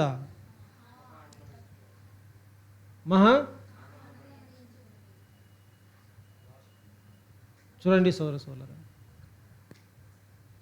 అప్పుడు అది ఆనందంగా మీరు ఎంచుతున్నామా?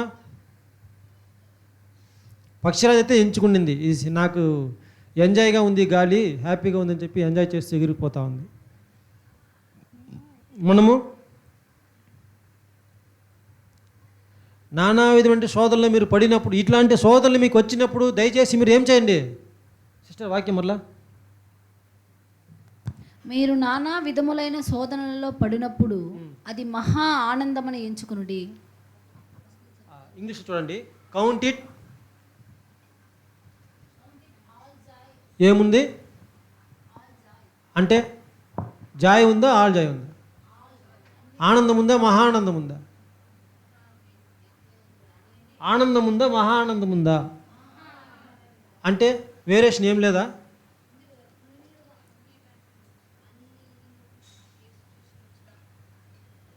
మీరు త్వరగా సమాధానం చెప్తే నేను ముగించేస్తాను.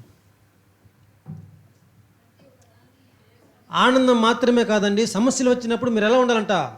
మహానందం. మహానందం అంటే ఎప్పుడు కలుగుతుంది మనకి? ఆశీర్వాదం వచ్చినప్పుడే కలుగుతుంది. సమస్యలు వచ్చినప్పుడు అసలు కలగదు, ఇంక్లూడింగ్ మీ ఆల్సో. సోదరులారా, అప్పుడు ఈ యొక్క శోధనలు వచ్చినప్పుడు ఎందుకు మనం సంతోషించబడాలి? ఒక చూడండి, మీ విశ్వాసమును కలుగు పరీక్షను ఆ ఓర్పు పుట్టిస్తుంది. ఇప్పుడు ఎప్పుడైతే మీకు పరీక్ష వచ్చిందో అప్పుడు మీకు ఏం కలుగుతుందంట? ఓర్పు కలుగుతుంది. ఓర్పు మనకుందా? ఓర్పు ఉందంటారా?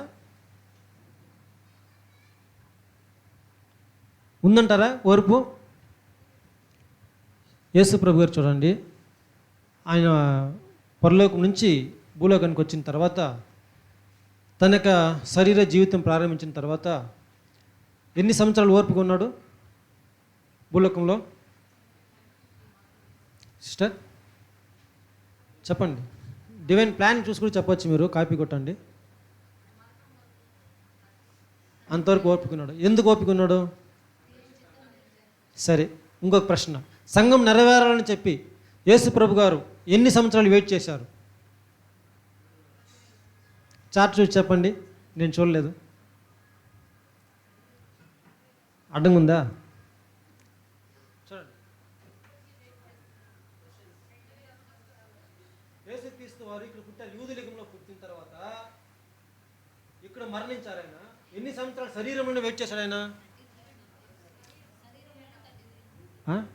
అర్థం కల క్వశ్చన్ అర్థం కాలేదా? యేసు ప్రభు గారు భూలోకంలో వచ్చిన తర్వాత సంఘం కంప్లీట్ అవ్వడానికి ఎన్ని సంవత్సరాలు వెయిట్ చేశారు? Thank you brother. ఇంకా కూడా వెయిట్ చేస్తూనే ఉన్నాడు ఆయన. దేనికి? అప్పుడు ఎంత వరకు ఉండాలి ఆయనకి?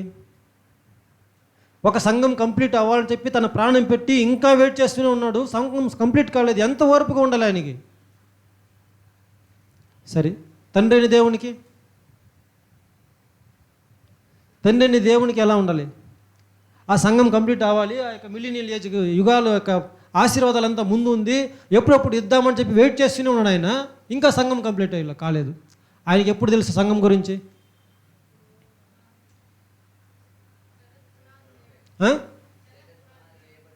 చదువుకుందాం తర్వాత.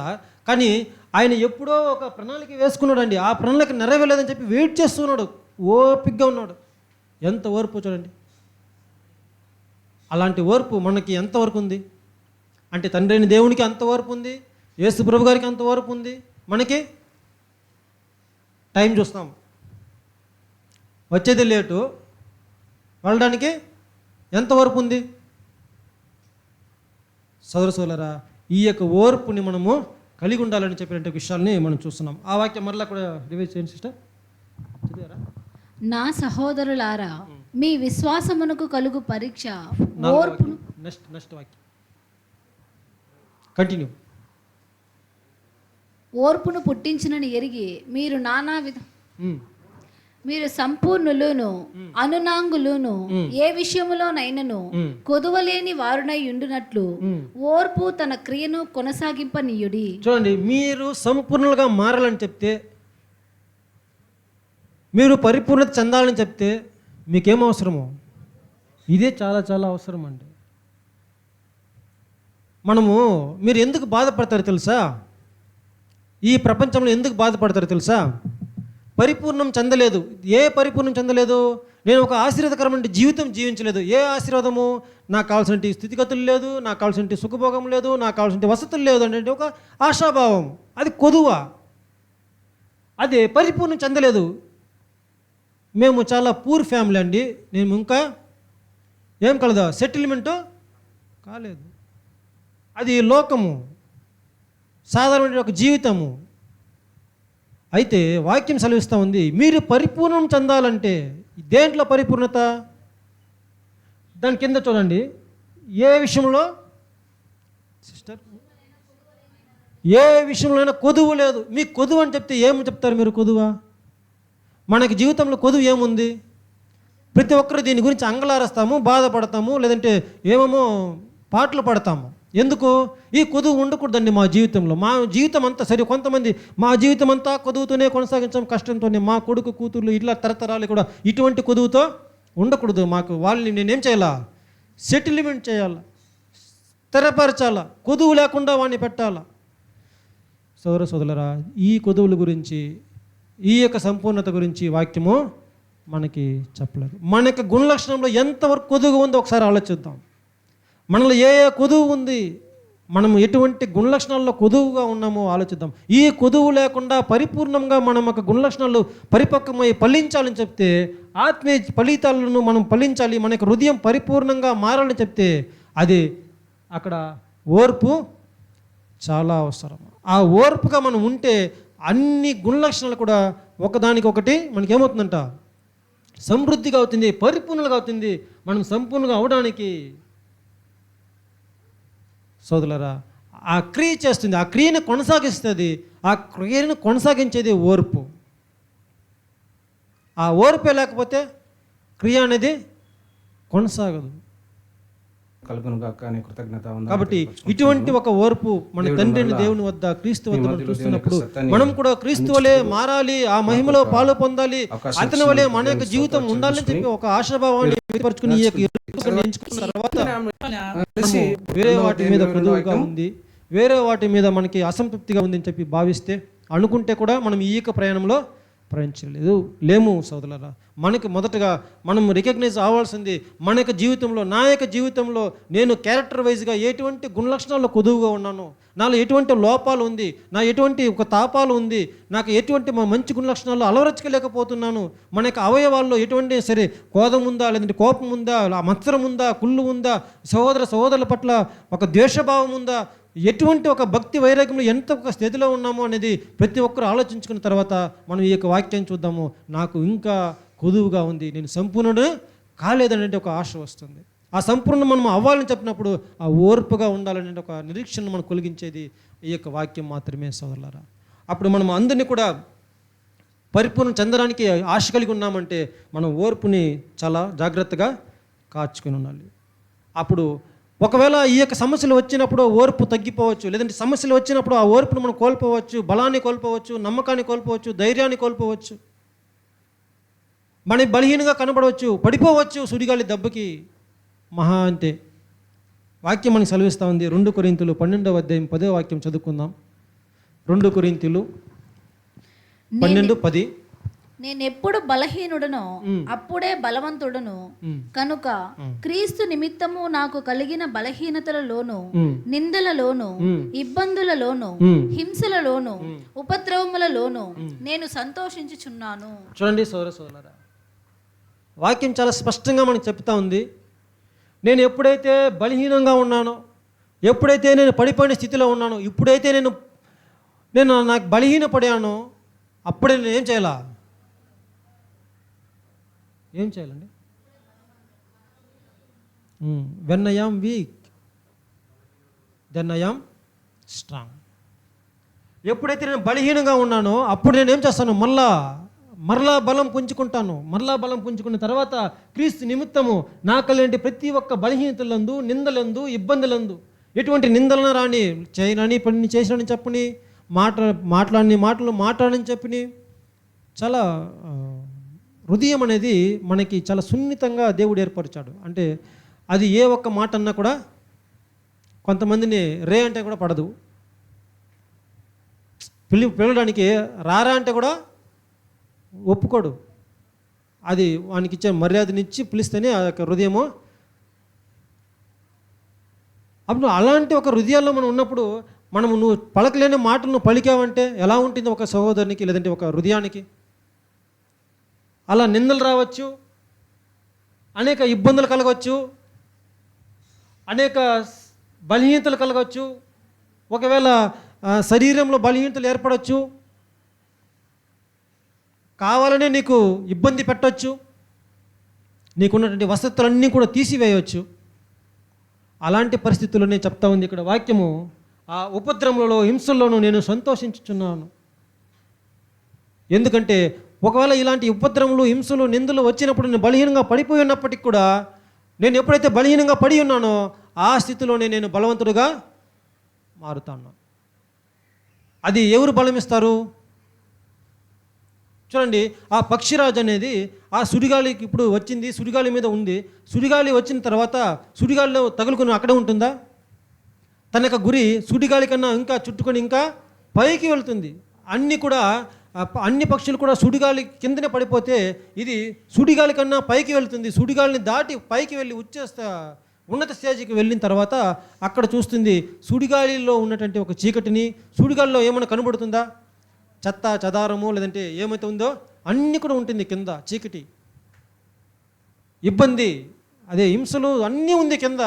వాటికి అన్నిటికీ పైన వెళ్ళి పక్షిరాజు చూస్తుంది ఒక వెలుగును. పైన ఏముంటుంది? సుడిగాలికి పైన, మేఘాలకు పైన అక్కడ ఒక వెలుగు ఉంటుందండి. ఆ వెలుగుని చూస్తుంది అది. అప్పుడు కింద ఉన్నటువంటి చీకటి అది చూస్తుంది భూ సంబంధమైన సమస్యలు, లేదంటే శోధనలు, భూలోక చూపు. పై వాటి సుడిగాలి కన్నా పైన చూస్తే మనకి అక్కడ చూపిస్తుంది పైన ఉన్న వాటిని మీరు కింద ఉన్న వాటిని వెతకండి. ఎక్కడ ఉండే వాటిని వెతకాలి? పై ఉన్న వాటిని వెతకండి సోదర. కొలస్సీలు 3:2 కూడా మనం చదువుకుంటాము సోదరులరా. మళ్ళీ కూడా మనం చదువుకుందాం. యెషయా గ్రంథం 26:3. యెషయా 26:3.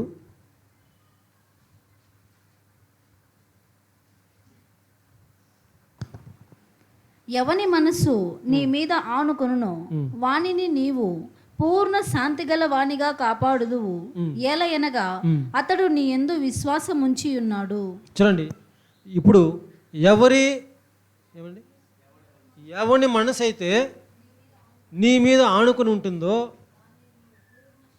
చూడండి, అప్పుడు సమస్యలను శోధనలను కలత చెంది కొంతమంది సమస్య ఎదురైతే ఇంకా మూల కూర్చుంటారు. ఆ మూలలో ఎందుకు?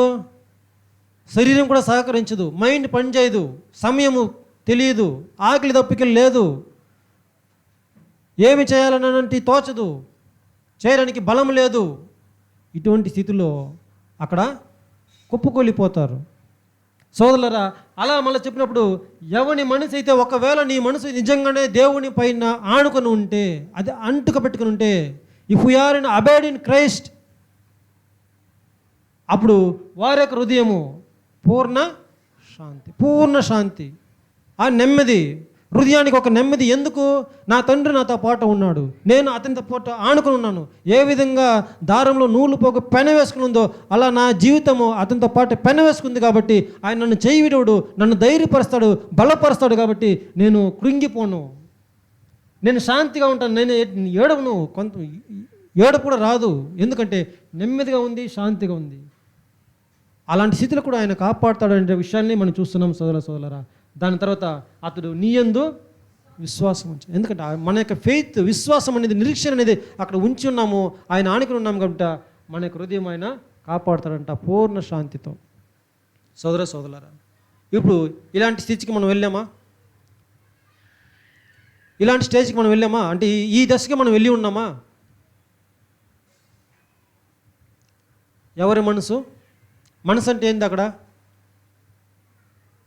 మనసు అంటే ఎవరి దేవు మనసు కాదు, మనమే. మనసు అంటే ఆత్మ, నథింగ్ బట్ మనమే. సోదరులరా, ఇప్పుడు ఆలోచించుదాం. ఒకవేళ ఆ యొక్క విశ్వాసము, లేదంటే దేవుని పట్ల విశ్వాసం ఉండి మన క్రియలో చూపించకపోతే విశ్వాసము, క్రియ లేని విశ్వాసము, అప్పుడు మనకి ఏం లాభము? అందుకే మనం మూల కూర్చుంటాము. రోమీయులు 5:3 మనం చదువుకుందాము. రోమీయ పత్రిక 5:3.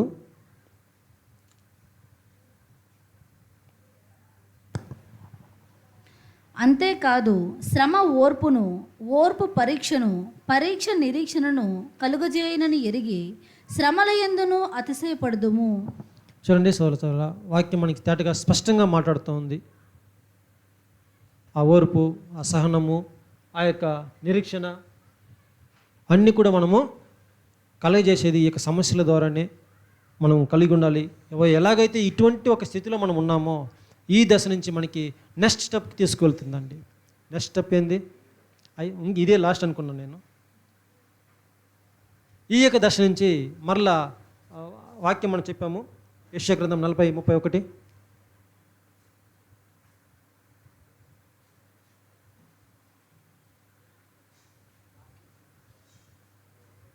యెషయా గ్రంథం 40:31. యెహోవా కొరకు ఎదురుచూచు వారు నూతన బలము పొందుదురు. ఓకే. వారు పక్షిరాజుల వలె రెక్కలు చాపి పైకి ఎగురుదురు. ఎగేసాము, అలయక పరిగెత్తుదురు. ఇప్పుడు ఆ వాక్యం చూస్తాము, అలయక పరిగెత్తుదురు. అదేనా? ఈ వాక్యంలో మనం స్పిట్ చేసుకొని చదువుకున్నాము. 40:31లో రాలేదు. సరే, 1:31. మొదటిగా యెహోవా కొరకు మనము ఎదురు చూస్తున్నాము, అంటే మనకు నమ్మకం, విశ్వాసం దేవుని మీద పెట్టాము. దాని తర్వాత మనం బలం పొందుకున్నాము. పక్షిరాజు వలె రెక్కలు చాపి పైకి కూడా ఎగిరేసాము. ఎగిరిన తర్వాత అల్లయక పరిగెత్తారు. అప్పుడు ఈ దశ ఉంది, అల్లయక పరిగెత్తాలి. దాని తర్వాత సమస్యలక నడిచిపోవాలి. ఎప్పుడు పరిగెత్తాం, ఎప్పుడు నడిచిపోతాం? బెస్ట్ ఉదాహరణ, రన్నింగ్లో బెస్ట్ ఉదాహరణ, మంచి ఒక రన్నింగ్ రేస్ ఉన్నాడు ఒక వ్యక్తి బైబిల్లో, బయట కాదు. బ్రదర్ ఎవరు చెప్తున్నారు? ఈశానా? ఎలియా. Thank you star. ఆహాబు రాజు దగ్గర మనం చదువుకుంటాము. ఆ రథము కన్నా ముందు ఎవరు పరిగెత్తారో? మొదటి రాజులు 18:46లో చదువుకుంటాం. ఆ సంఘటనలు చదవద్దండి. ఇప్పుడు ఆ ఎలియాకు బలం ఎవరు ఇచ్చారు పరిగెత్తడానికి?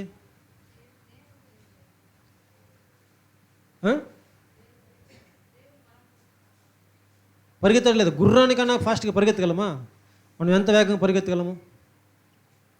ఇప్పుడు మనకి ఈ ఇరుకు మార్గంలో మీరు ఎంత వేగంగా పరిగెడుతున్నారు? ఎలియా గుర్రానికన్నా గుర్రాల రథము కన్నా వేగంగా ముందు వెళ్ళిపోయి వెయిట్ చేస్తున్నాడంట.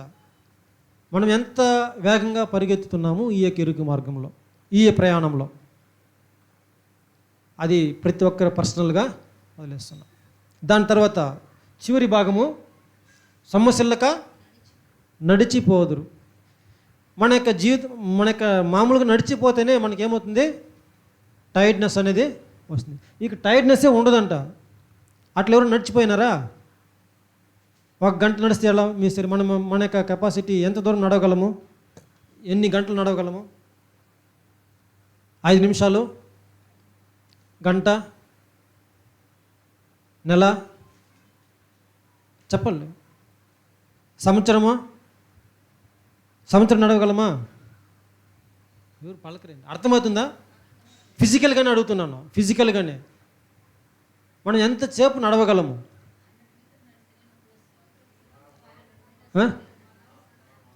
ఎంత సేపు ఎంత టైం నడవగలము? హాఫ్ అన్ అవర్ నడవగలమా? 40 సంవత్సరాలు నడిచారండి ఇజ్రాయెల్ ప్రజలు. అరణ్యంలో 40 సంవత్సరాలు నడిచారు. వాళ్ళకి ఏమన్నా అలసిపోయారా? చదవండి, వాక్యం చదవండి. ఈ వాక్యం మాత్రం చదువుకుందాము. ద్వితీయోపదేశకాండం 8:4. ఈ 40 సంవత్సరములు నీవు వేసుకునిన బట్టలు పాతగిలలేదు, నీ కాలు వాయలేదు. చూడండి, కాళ్ళు ఏం చేయలేదంట. ఒకవేళ మనం ఎక్కువగా కాళ్ళు పరిగెడితే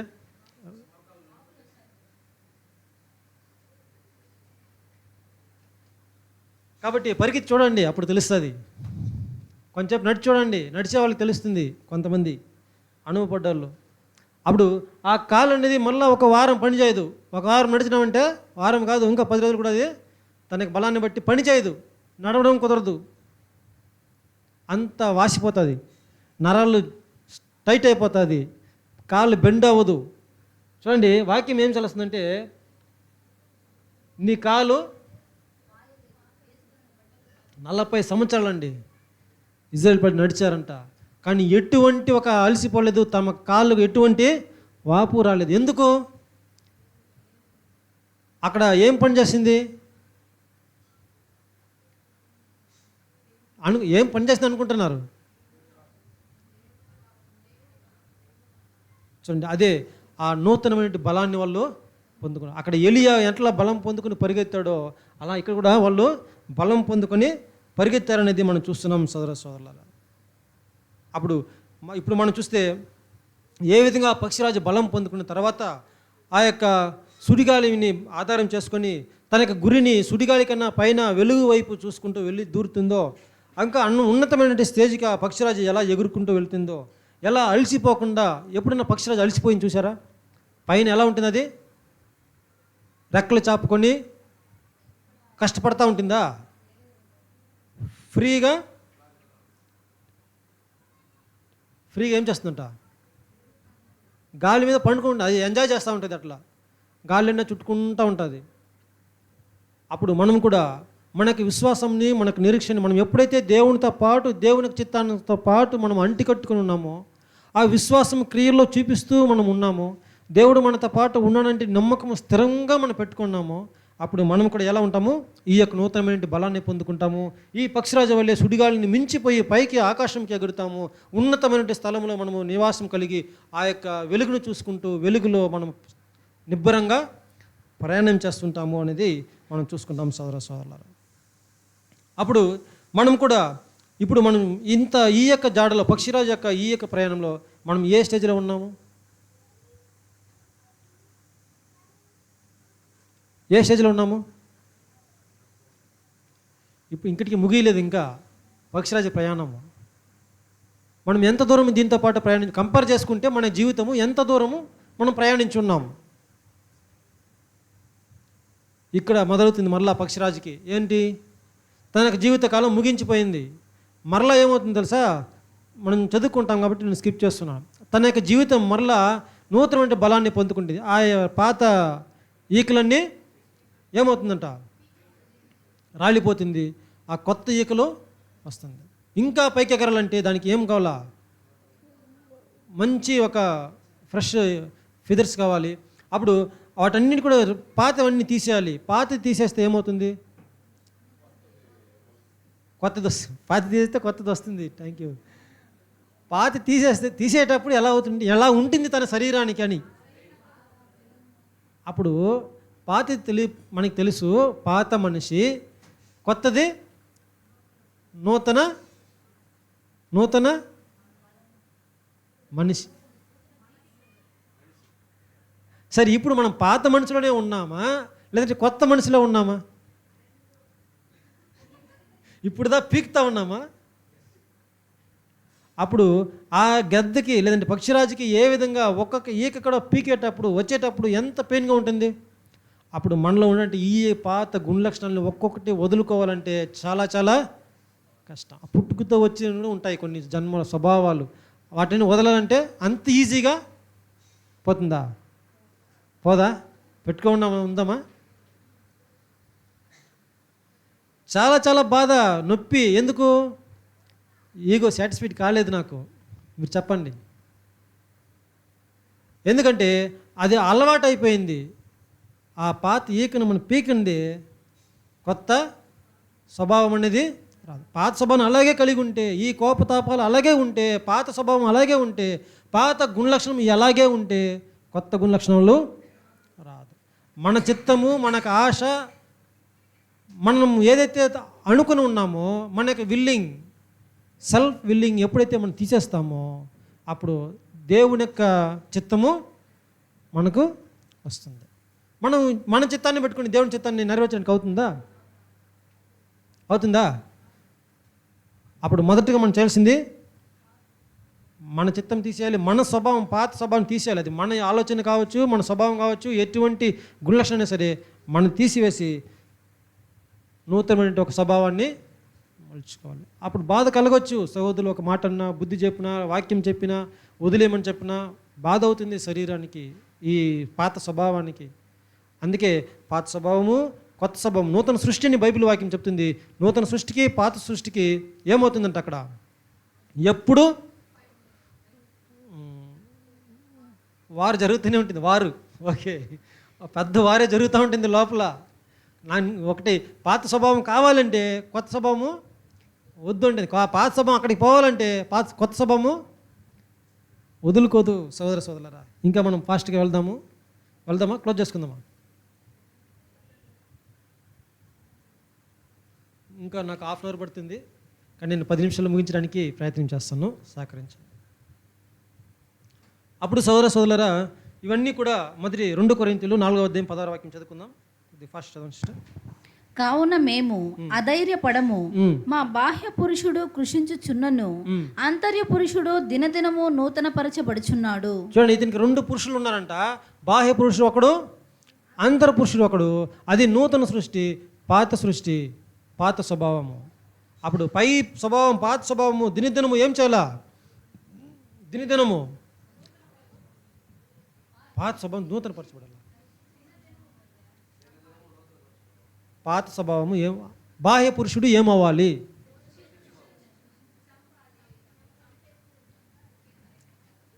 పదం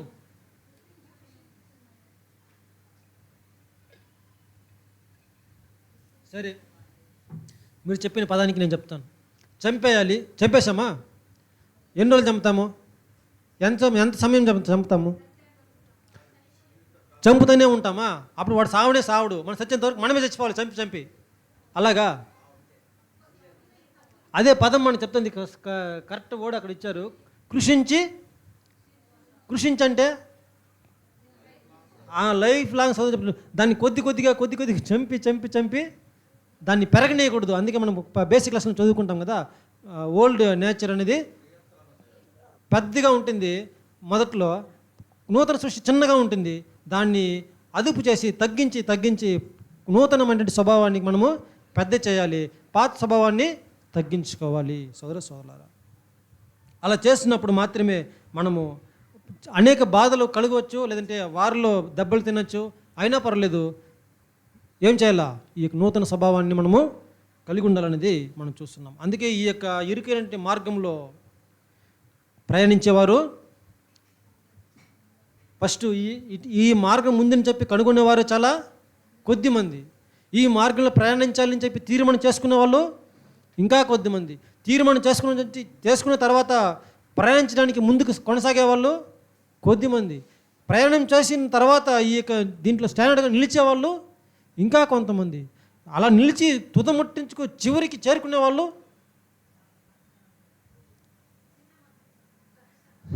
చిన్న మంది. సింపుల్గా చెప్పేశారు. మనమైతే కాదు. అప్పుడు మనం ఏ స్థితిలో ఉన్నాము సోదరులారా? కీర్తన గ్రంథం 23:3లో మనం చదువుకుంటాము. ఇంగ్లీష్ ప్లే చేయండి. కీర్తనలు 23:3 అందరికీ తెలిసిన వాక్యాలే. నా ప్రాణమునకు ఆయన సేద తీర్చుచున్నాడు, తన నామమును బట్టి నీతి మార్గములలో నన్ను నడిపించుచున్నాడు. చూడండి, మన యొక్క ప్రాణానికి సేద తీర్చుచున్నాడు అంటే రీస్టోర్. మన యొక్క ఆత్మను మనల్ని రీస్టోర్ చేస్తాడంట. మళ్ళా నూతనమైన బలాన్ని ఆయన అనుగ్రహిస్తాడంట. సోదరులారా, ఆ యొక్క మార్గాలన్నీ కూడా మనం కదలక షేక్ కాకుండా, ఎటువంటి ఒక అలజడి వచ్చినా, ఎటువంటి సుడిగాలి వచ్చినా కదలక మనం ఉంటాం. అప్పుడు ఆ యొక్క పక్షిరాజుకి ఆ రెక్కలైతే ఎప్పుడైతే మనం అది వింగ్ని ఇట్లా పూర్తిగా చాపుతుందో, చాపిన తర్వాత దానికి ఆ రెక్కల్లో లాకింగ్ సిస్టమ్ ఉంటుందంట. ఆ రెక్కల్లో మళ్ళీ ఇది కురుసుకోదు. రెక్కలు ఫుల్ స్ట్రైట్గా ఉంటుంది, ఇట్లా పూర్తిగా ఉంటుంది. అలా ఎప్పుడైతే పూర్తిగా చాపుతుందో అప్పుడే కష్టపడకుండా తేలిగ్గా అది ప్రయాణించేస్తుంది. ఒకవేళ ముడుచుకొని ఉంటే ఇట్లా రెక్కలు ఉన్నా కానీ ఇట్లా ముడుచుకొని ఉంటే ఎలా అవుతుంది? డై కొడుతుందంట కిందకి. అప్పుడు మనం పైనే ఉండాలని చెప్తే మనం ఎలా ఉండాలి? కదలక. మనకి విశ్వాసం అనేది కదలక పూర్తిగా చాపబడాలి. అంటే మనం ఏదైతే తీర్మానం చేసుకున్నామో దానిని సంపూర్ణంగా దేవుని సమర్పణ కోసం సబ్మిట్ చేసేయాలి. దేవునికి పూర్తిగా మనము సబ్మిట్ చేయాలి. ఏదైనా కొద్దిగా మనకు కావాలని చెప్పి ఇట్లా ముడుచుకున్నామంటే మనం ఏమవుతామో క్రిందికి పడిపోతామనేది మనం చూస్తున్నాం సోదరులారా. అప్పుడు మనము ఈ యొక్క ఉన్నతంగా బాప్తిసం తీసుకున్న తర్వాత, దేవునితో పాటు మనకు జీవితాన్ని అంటు పెట్టుకున్న తర్వాత, ఆయనతో పాటు మన జీవితం ముడివేసుకున్న తర్వాత సోదరులారా, సమస్యని మనం ఏ పాటి వారంగా చూడకూడదు. సమస్యను చూడకుండా మనం ఏం చేయాలా? ఇంకా పైకి ఉన్నతమైనటువంటి వైపు చూడాలి. పైకి పరిగెత్తే వారుగా ఉండాలి. ఈ యొక్క ప్రయాణం నడిచేవారుగా ఉండాలి. నెక్స్ట్ స్టేజ్ ఇలా చేసుకున్న తర్వాత పాతవి గతించను, ఇదిగో క్రొత్తవైనటువంటి నూతన సృష్టి అయిన తర్వాత అప్పుడు మనకి ఇంకొక స్టేజ్ వస్తుంది. అప్పుడు ఏమిటంటే సింగిల్గా ప్రయాణించాల్సి వస్తుంది. సింగిల్గా. గ్రద్ద ఎంతమందితో ప్రయాణిస్తుంది? అవునా? అదే సోదరులారా, మనకి జీవితం కూడా సింగిల్గానే ప్రయాణించవలసి వస్తుంది. ఈ యొక్క ఇరుకైన మార్గంలో అందరూ మనం విడిచిపోతారు. ఎఫెసీయులకు రాసిన పత్రిక 1:6 వాక్యం చదువుకుందాము. నేను త్వరగా వెళ్తాను.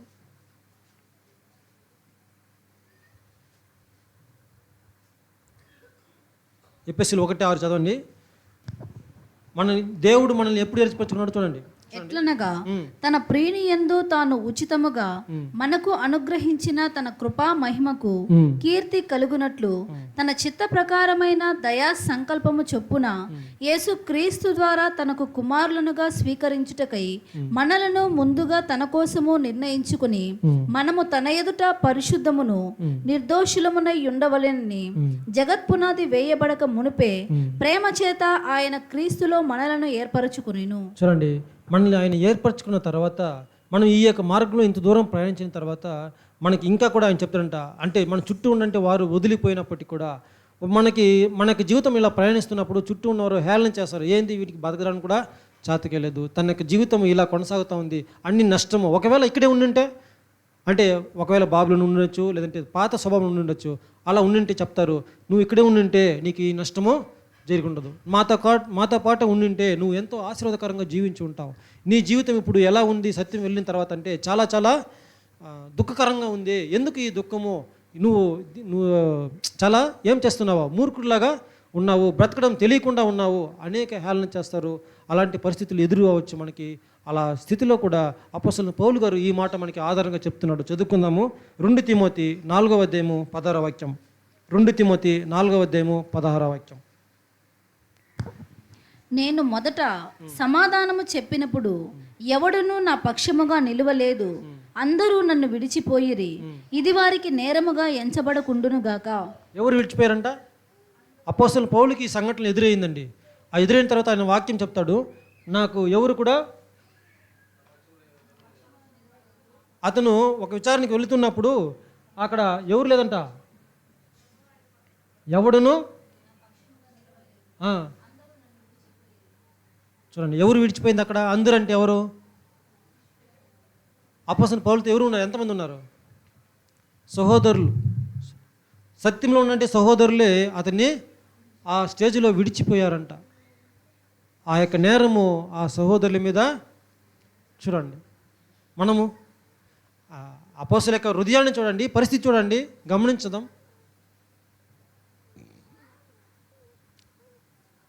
సహోదరులు ఒకసారి మనల్ని విడిచిపోతే ఆ సహోదరునికి మనము రేపు ఎప్పుడైనా ఎదురు పడితే ఎలా ఉంటుంది? మన యొక్క ముఖము, అతని యొక్క ఫేస్ ముఖాముఖిగా ఎదురుపడినప్పుడు ఎలా ఉంటుంది? మర్చిపోతామా? ఆయన ఏర్పరిచిన గాయం మనం మర్చిపోగలమా? మర్చిపోలేమా? మర్చిపోతామా? మర్చిపోమా? ఏదో ఒకటి చెప్పండి. అందుకే పౌలు చెప్తున్నాడు, ఆ నేరం వాళ్ళ మీద నేనైతే ఎంచలేదు తండ్రి, మీరు కూడా ఆ నేరం వాళ్ళ మీద.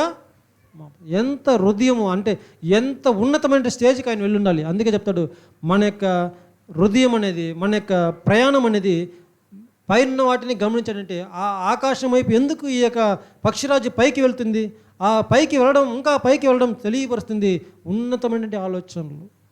ఉన్నతమైనటువంటి ఆలోచన కలిగి ఉండాలి. మనం చూస్తాం కదా, అతనికి ఆ బుద్ధి ఏం బుద్ధి? వాడికి ఆ కుక్క బుద్ధి, నక్క బుద్ధి అంటారు. అంటే చీప్ చేస్తే, ఒకవేళ విశాల హృదయంతో పెద్ద పని చేస్తే చాలా అతని యొక్క వైఖరి చాలా ఉన్నతమైనటువంటి మనిషి అండి. ఆ ఆలోచన విధానం తెలియపరుస్తుంది మనకి. మన యొక్క ఆలోచన విధానమే అలా ఉన్నతమైనటువంటి ఒక స్థితిలో ఉండాలి. చిన్న చిన్న వాటికి గొడవ పడ్డము, అలగడము, చిన్న చిన్న వాటికి మనస్తాపడ్డము, చిన్న చిన్న వాటికి ఏడ్చుకుని కూర్చోవడము, ఇదంతా కూడా కింద ఉన్న వాటివి, అల్పమైనటువంటి బుద్ధి.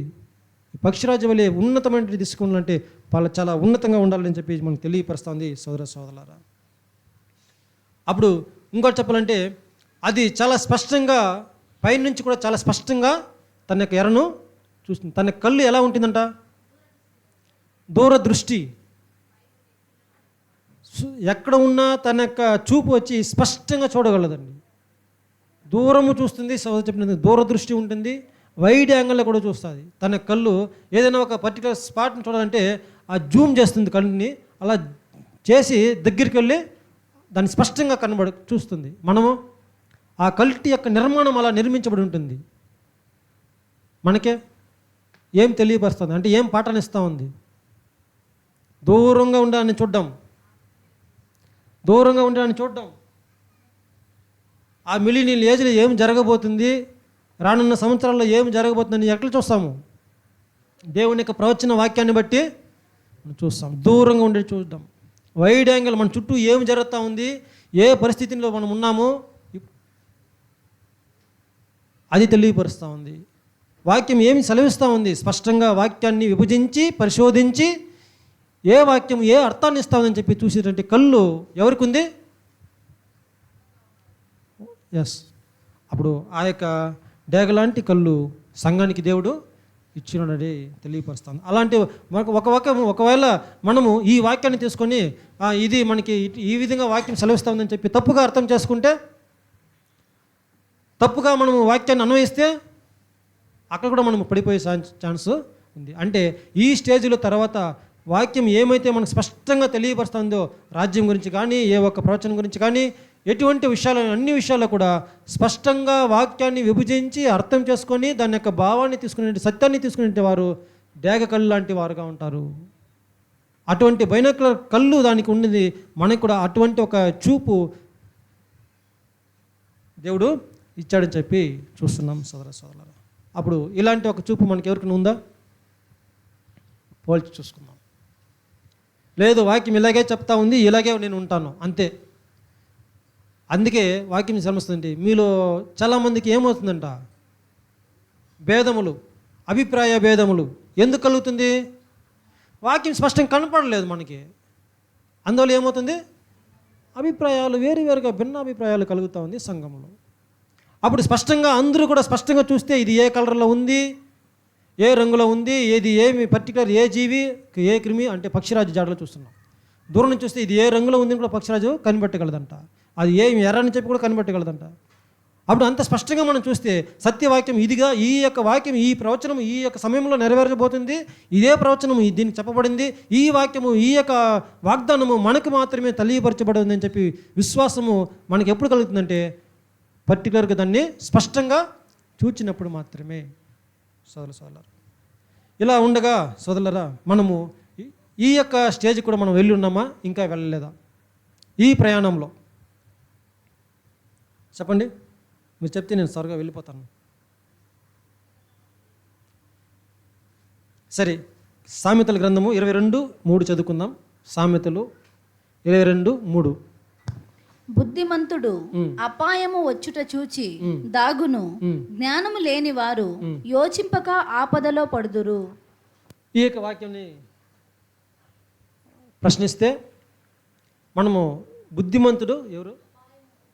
బుద్ధిమంతుడు అపాయం వచ్చేదాన్ని చూసి దాగుతుంట. ఇప్పుడు పక్షిరాజు సుడిగాలి వచ్చేదాన్ని చూసి దాగుతుందా?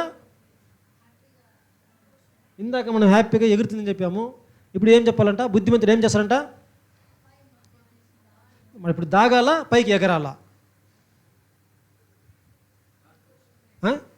ఇక్కడేమో దాగాలని చెప్పుంది.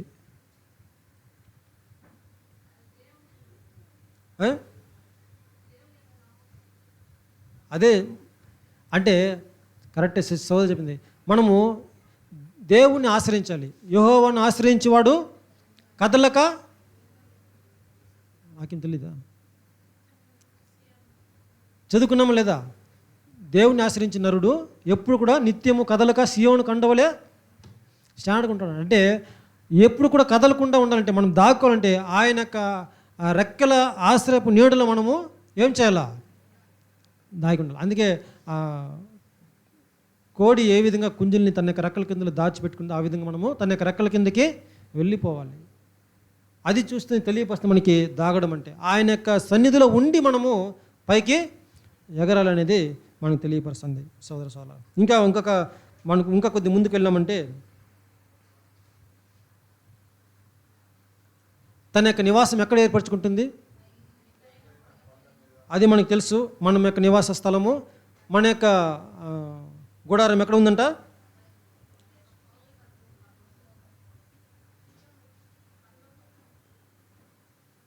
Thank you. సరే, లాస్ట్గా ఒక పాయింట్ మాత్రం చెప్పి నేను ముగిస్తాను. 5 minutes. గ్రద్ద ఇప్పుడు ఎగురుతూ ఉంది, దానికి అపాయం ఎలా ఉంటుంది? ఇంకా అపాయము ఎప్పుడు వస్తుంది? దేని ద్వారా వస్తుంది? చివరిగా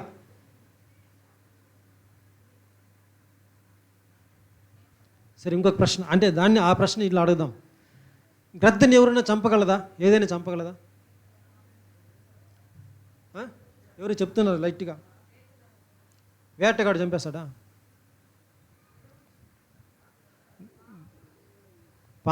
పాము అంత బయటికి పోలేదు సిస్టర్. ఇప్పుడు గ్రద్ద పైన ఉంది, దానికి అపాయం ఏమి? అక్కడ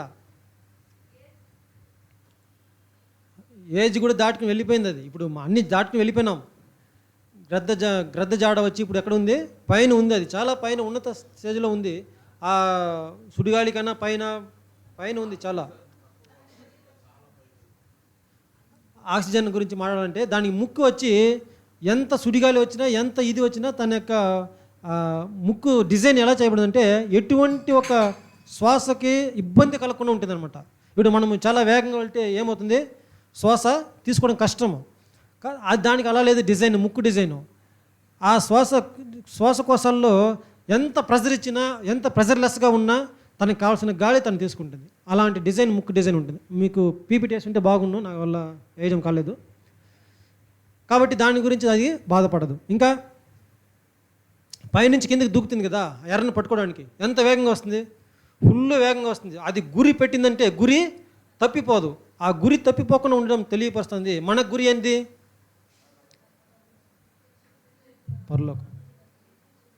మన యొక్క గురి క్రీస్తు వలే మారడము, క్రీస్తు వలే మారడం, అదే జీవ కిరీటాన్ని పొందుకోవడం. ఆ గురిని కొద్దిగా మనం మిస్ చేస్తే అంటే ఎప్పుడైనా గ్రద్ద గురిని మిస్ చేస్తుందా? పాపం చేయకుండా ఉండమంటే మనం గురిని మిస్ చేస్తేనే పాపం చేసినామని అర్థం కదా. అప్పుడు గురిని మాత్రం ఏ పాటికి మనము గ్రద్ద ఎలా మిస్ చేయదో అలా మనం కూడా మన ఎయిమ్ని, గురిని మిస్ చేయకూడదు. ఇంకొక పాయింట్, సరే మన పాయింట్కి వద్దాం. ఇప్పుడు అపాయం ఏమి గ్రద్దకి? అదంతా దాటుకుని అదే సింపుల్గా పోతుంది కదా. మెరుపులు ఉరుపులు అన్నీ కూడా దాటుకుని సింపుల్గా వెళ్ళిపోతుంది. సిస్టర్ చెప్పారు, మళ్ళీ పాయింట్కి వద్దాం మనం.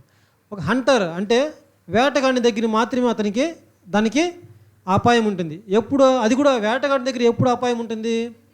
ఒకటి వాళ్ళ వేసి ఉంటాడు, రెండోది ఇప్పుడైతే తుపాకీలు వచ్చింది అనుకుంటా, సరే బాణమో తుపాకీ ఏదో ఒకటి వాళ్ళ మాత్రం ఉంటుంది. ఒకవేళ హంటర్ లేకుండా వాళ్ళ వేసి వెళ్ళిన తర్వాత, అంటే వాళ్ళ పెట్టి వెళ్ళి ఉన్నట్టయితే, విరిచి ఉన్నట్టయితే తెలియకుండా గ్రద్ద వచ్చి దాని మీద కూర్చుంటే ఆ ప్రాణాపాయం ఉందా? రెండవది సిస్టర్ చెప్పినట్టు ఆ హంటర్ కంట్లో పడితే, వేటగాడిని ఊరి దీంట్లో పడితే ఉందా? అపాయం ఉందా? ఇంకా అంతే, సరే అంతే అయిపోయింది. ఇప్పుడు గ్రద్ద దాంట్లో తప్పించుకోవాలంటే ఏం చేయాలా? Simple question. Thank you. కిందికి రాకుండా పైన ఉండాలా, అంతే అంతే. కిందికి వస్తే కదా అపాయము. అప్పుడు మన యొక్క జీవితం, మన యొక్క గుణలక్షణం కూడా ఏ మాత్రము కిందికి రాకుండా. అదే మనం చూసాం, ఉన్నతమైన గుణలక్షణాన్ని పొందుకున్న తర్వాత, వన్స్ రీచ్ అయిన తర్వాత మళ్ళీ క్రింద చూపు మనకి ఉండకూడదు సదస్సుల. అలా మన కిందికి రాకుండా ఉంటే కింద ఏముంటుంది? వల, భూలోక, ఐహిక విచారం, వేటగాడు, సాతాను, ఇంకా పడిపోయిన దూతలు, మనకి పాత స్వభావం, అలా అన్నీ కూడా మనల్ని మళ్ళీ పైకి ఎగరకుండా చంపడానికి ఆస్కారం ఉంది. సో మనం కిందికి ఏ పాత్రము రాకూడదు సోదర. ఇంకా మనం పైకి వెళ్ళాలి. ఇప్పుడు గద్ద ఏం చేస్తుంది? మాకేం తెలుసు బజార్ అంటారా? అది సూర్యుని యొక్క దిశగా చూసి వెళ్తుందనమాట. సూర్యుని యొక్క దిశగా చూసి అలా ఆ దిశలోనే అది ప్రయాణిస్తుంది. అంటే వెలుగు అంటే అది దానికి ఇష్టం, వెలుగు వైపే ప్రయాణిస్తుంది. వెలుగు దేన్ని సూచిస్తూ ఉంది? సత్యాన్ని. ఇంకా చెప్పండి, సూర్యుడు దేన్ని సూచిస్తూ ఉంది? యేసు ప్రభుని. ఇంకా సూర్యుడు మీకు తెలుసుకోవాలని చెప్పి అడుగుతున్నాను, లేదంటే క్లోజ్ చేస్తాను. సూర్యుడు దేన్ని సూచిస్తుంది?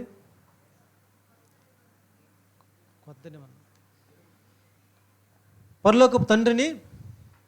అతను ఏమంటారు? ఆయనకు ఒక పేరు ఉంది, మీరు చెప్తారని చూస్తున్నా.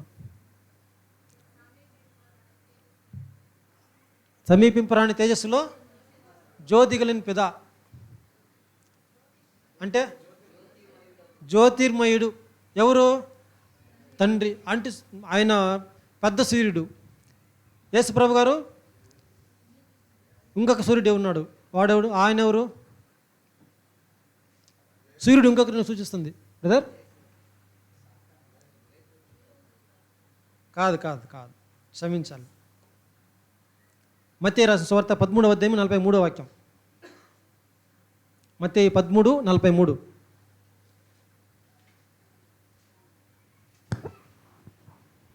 అప్పుడు నీతిమంతులు తమ తండ్రి రాజ్యములో సూర్యుని వలె తేజరిల్లుదురు. ఎలా ఉంటారంట? ఎవరు? అది ఇప్పుడు నీతిమంతుల్ని కూడా సూర్యుడు సూచిస్తుంది అక్కడ సోదరులారా. అప్పుడు మనకి తెలియపరుస్తుంది ఆ యొక్క పెద్ద సూర్యుడి నుంచి చిన్న సూర్యుడు నుంచి మనం కూడా సూర్యుడిలాగా ఉండాలని చెప్పినట్టు ఒక ఆశ అక్కడ తెలియపరుస్తూ ఉంది అనేది మనం చూస్తున్నాం. అప్పుడు ఈ గేద ఏ విధంగా అక్కడ వెళ్తుంది? మనము కూడా సూర్యుని వలె, అంటే మనం కూడా క్రీస్తు వలె మారడానికి మనము ప్రయత్నం చేస్తున్నాము. ఎప్పుడు మనము సూర్యుని వలె వెళ్ళిపోతాము, తేజరిల్లుతాము, ఆ మహిమ చెందిన తర్వాత, క్రీస్తు వలె మారిన తర్వాత మనం కూడా మహిమ చెందిన క్రీస్తుగా మనం ఉంటాము, క్రీస్తు యొక్క అవయవాలుగా మనం ఉంటామనేది స్పష్టంగా దీన్ని బట్టి మనం అర్థం చేసుకుంటాం. మరొక వాక్యం మాత్రం చదువుకొని మనం చూద్దాం. ప్రకటన 21:11. ప్రకటన 21:11. దాని యందలి వెలుగు దగదగా మరియు సూర్యకాంతము వంటి అమూల్య రత్నమును పోలియున్నది. అంతేనా? సూర్యుని వలె సూర్యకాంతి యొక్క ప్రకాశములే వాక్యం. సరే, మొత్తానికి మనము వెలగాలి అనేది తెలియపరుస్తుంది. మహిమ చెందాలి అనేది, మహిమ చెందాలి. మన గురి మహిమ చెందాలి, గ్లోరిఫై అవ్వడం, ఆ జీవికీటాన్ని పొందుకోవడం అనేది. ఇప్పుడు గ్రద్ద అక్కడికి చేరుకునింది, మనము ఎండ్ పాయింట్కి వెళ్ళిపోయింది. మనం చూసుకున్న బాప్తిస్మం అనేది స్టార్టింగ్ పాయింట్, ఎండ్ పాయింట్ అనేది గ్లోరిఫై అవడం, క్రీస్తులేం అవడం, లేదంటే జీవాన్ని పొందుకోవడం, జీవికీటాన్ని పొందుకోవడం. ఇప్పుడు గ్రద్ద అక్కడికి వెళ్ళిపోయిందండి. ఇప్పుడు మన ప్రయాణము, మనం ఎటువంటి స్టేజ్లో ఉన్నాము? సరే, ఇంకా ఎంత దూరంలో ఉన్నాము? మళ్ళీ ఒకసారి రివైజ్ చేసుకున్నాం. ఈ బాప్తిస్మం తీసుకున్న తర్వాత, మనకి ప్రయాణాన్ని కనుగొన్న తర్వాత, తీర్మానం చేసుకున్న తర్వాత, మనకి అనేక మంది సహోదరుల ఐక్యతలో మనం చేరిన తర్వాత ఎదురవుతున్న సమస్యలు, మన ఇంటి వారిని, మన యొక్క బంధువుల్ని, మనకి బాబులని విడిచిపెట్టి ఈ యొక్క సమస్యల మార్గంలో వచ్చిన తర్వాత ఫిజికల్గానే ఉన్నట్టే భారాన్ని మోసుకుంటూ ఈ జీవితం నేను ప్రయాణించలేని చెప్పినట్టు ఒక భారంతో బాధతో కృమిలు ఉండిపోయిండగా, దాని తర్వాత ఇంకా మొదలవుతుంది స్పిరిచువల్గా మనకు వచ్చే పరీక్షలు. సోదర ఈ యొక్క పాత మనిషిని తీసివేయడంలో ఒక పరీక్ష, విశ్వాసంలో స్థిరత్వం లేనటువంటి ఒక పరీక్ష.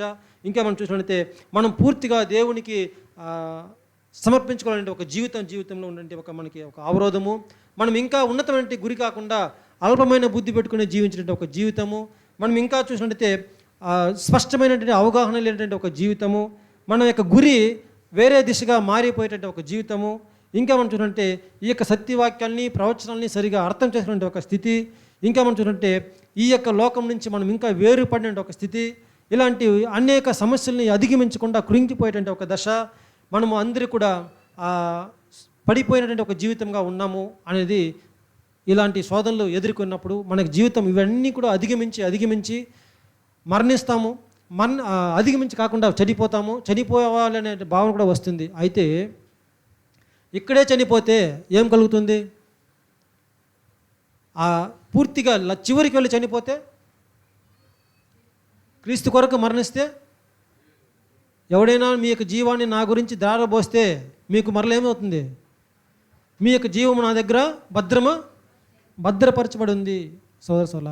కాబట్టి మీకు నిత్య జీవం అనేది అక్కడ స్థిరపరచబడి ఉంది అని చెప్పండి. విశ్వాసము మనకు అంటే ఈ యొక్క ప్రయాణంలో మనం ఇక్కడ ప్రయాణం చేసి ఆ క్రీస్తు వలె మారి క్రీస్తు మహిమలో మనం కూడా పాలివారము అయినది అవడానికి మనం ఇదివరకు ఈ ప్రయాణం కొనసాగించాలి. ఏ విధంగా పక్షిరాజు జాడను మనం గమనించి మన యొక్క మార్గం ఎలా ఉందని చెప్పి ఒక నిర్దేశానికి వద్దాము. మనం ఏ స్థితిలో ఉన్నాము అని చెప్పి మనం చూసుకుందాం సోదర. అందుకే మనం ఆధారవాక్యం చదువుకునే విధంగా అది చాలా ఆశ్చర్యమైనది ఈ యొక్క పక్షిరాజు జాడను దేవ్ ఆఫ్ ఈగల్ వచ్చి చాలా అది బోధపడిన ఒక విషయంగా ఉంది సోదర. ఇంకా మనం చెప్పాలంటే ప్రకటన గ్రంథంలో 4 జీవులు, ఎజేకియల్ గ్రంథంలో 4 జీవులు మనకి తెలియపరుస్తుంది. ఆ జీవుల యొక్క ముఖాలు ఎలా ఉందని చెప్తే 4 ముఖాలు. బేసిక్ లెసన్ వినలేదు మనం మళ్ళీ వినాలి. ఆ 4 జీవుల్లో ఒక జీవి ముఖం ఎలా ఉంటుందంట? పక్షిరాజు ముఖము ఉంటుంది.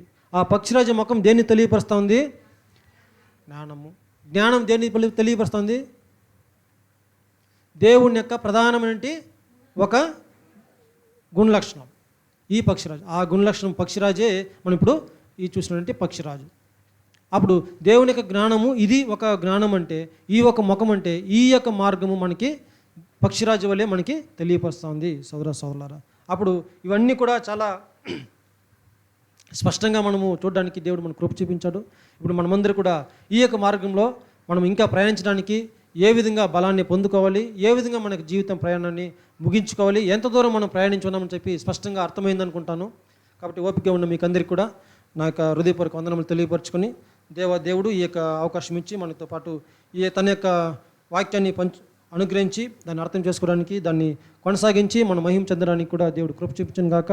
ఇచ్చినటువంటి దేవునికి కూడా ఎనలేని స్తుతి స్తోత్రములు ఆయనకు సమర్పించుకొని థ్యాంక్ యూ. అందరికీ ధన్యవాదాలు తెలియపరచుకొని ముగిస్తున్నాను.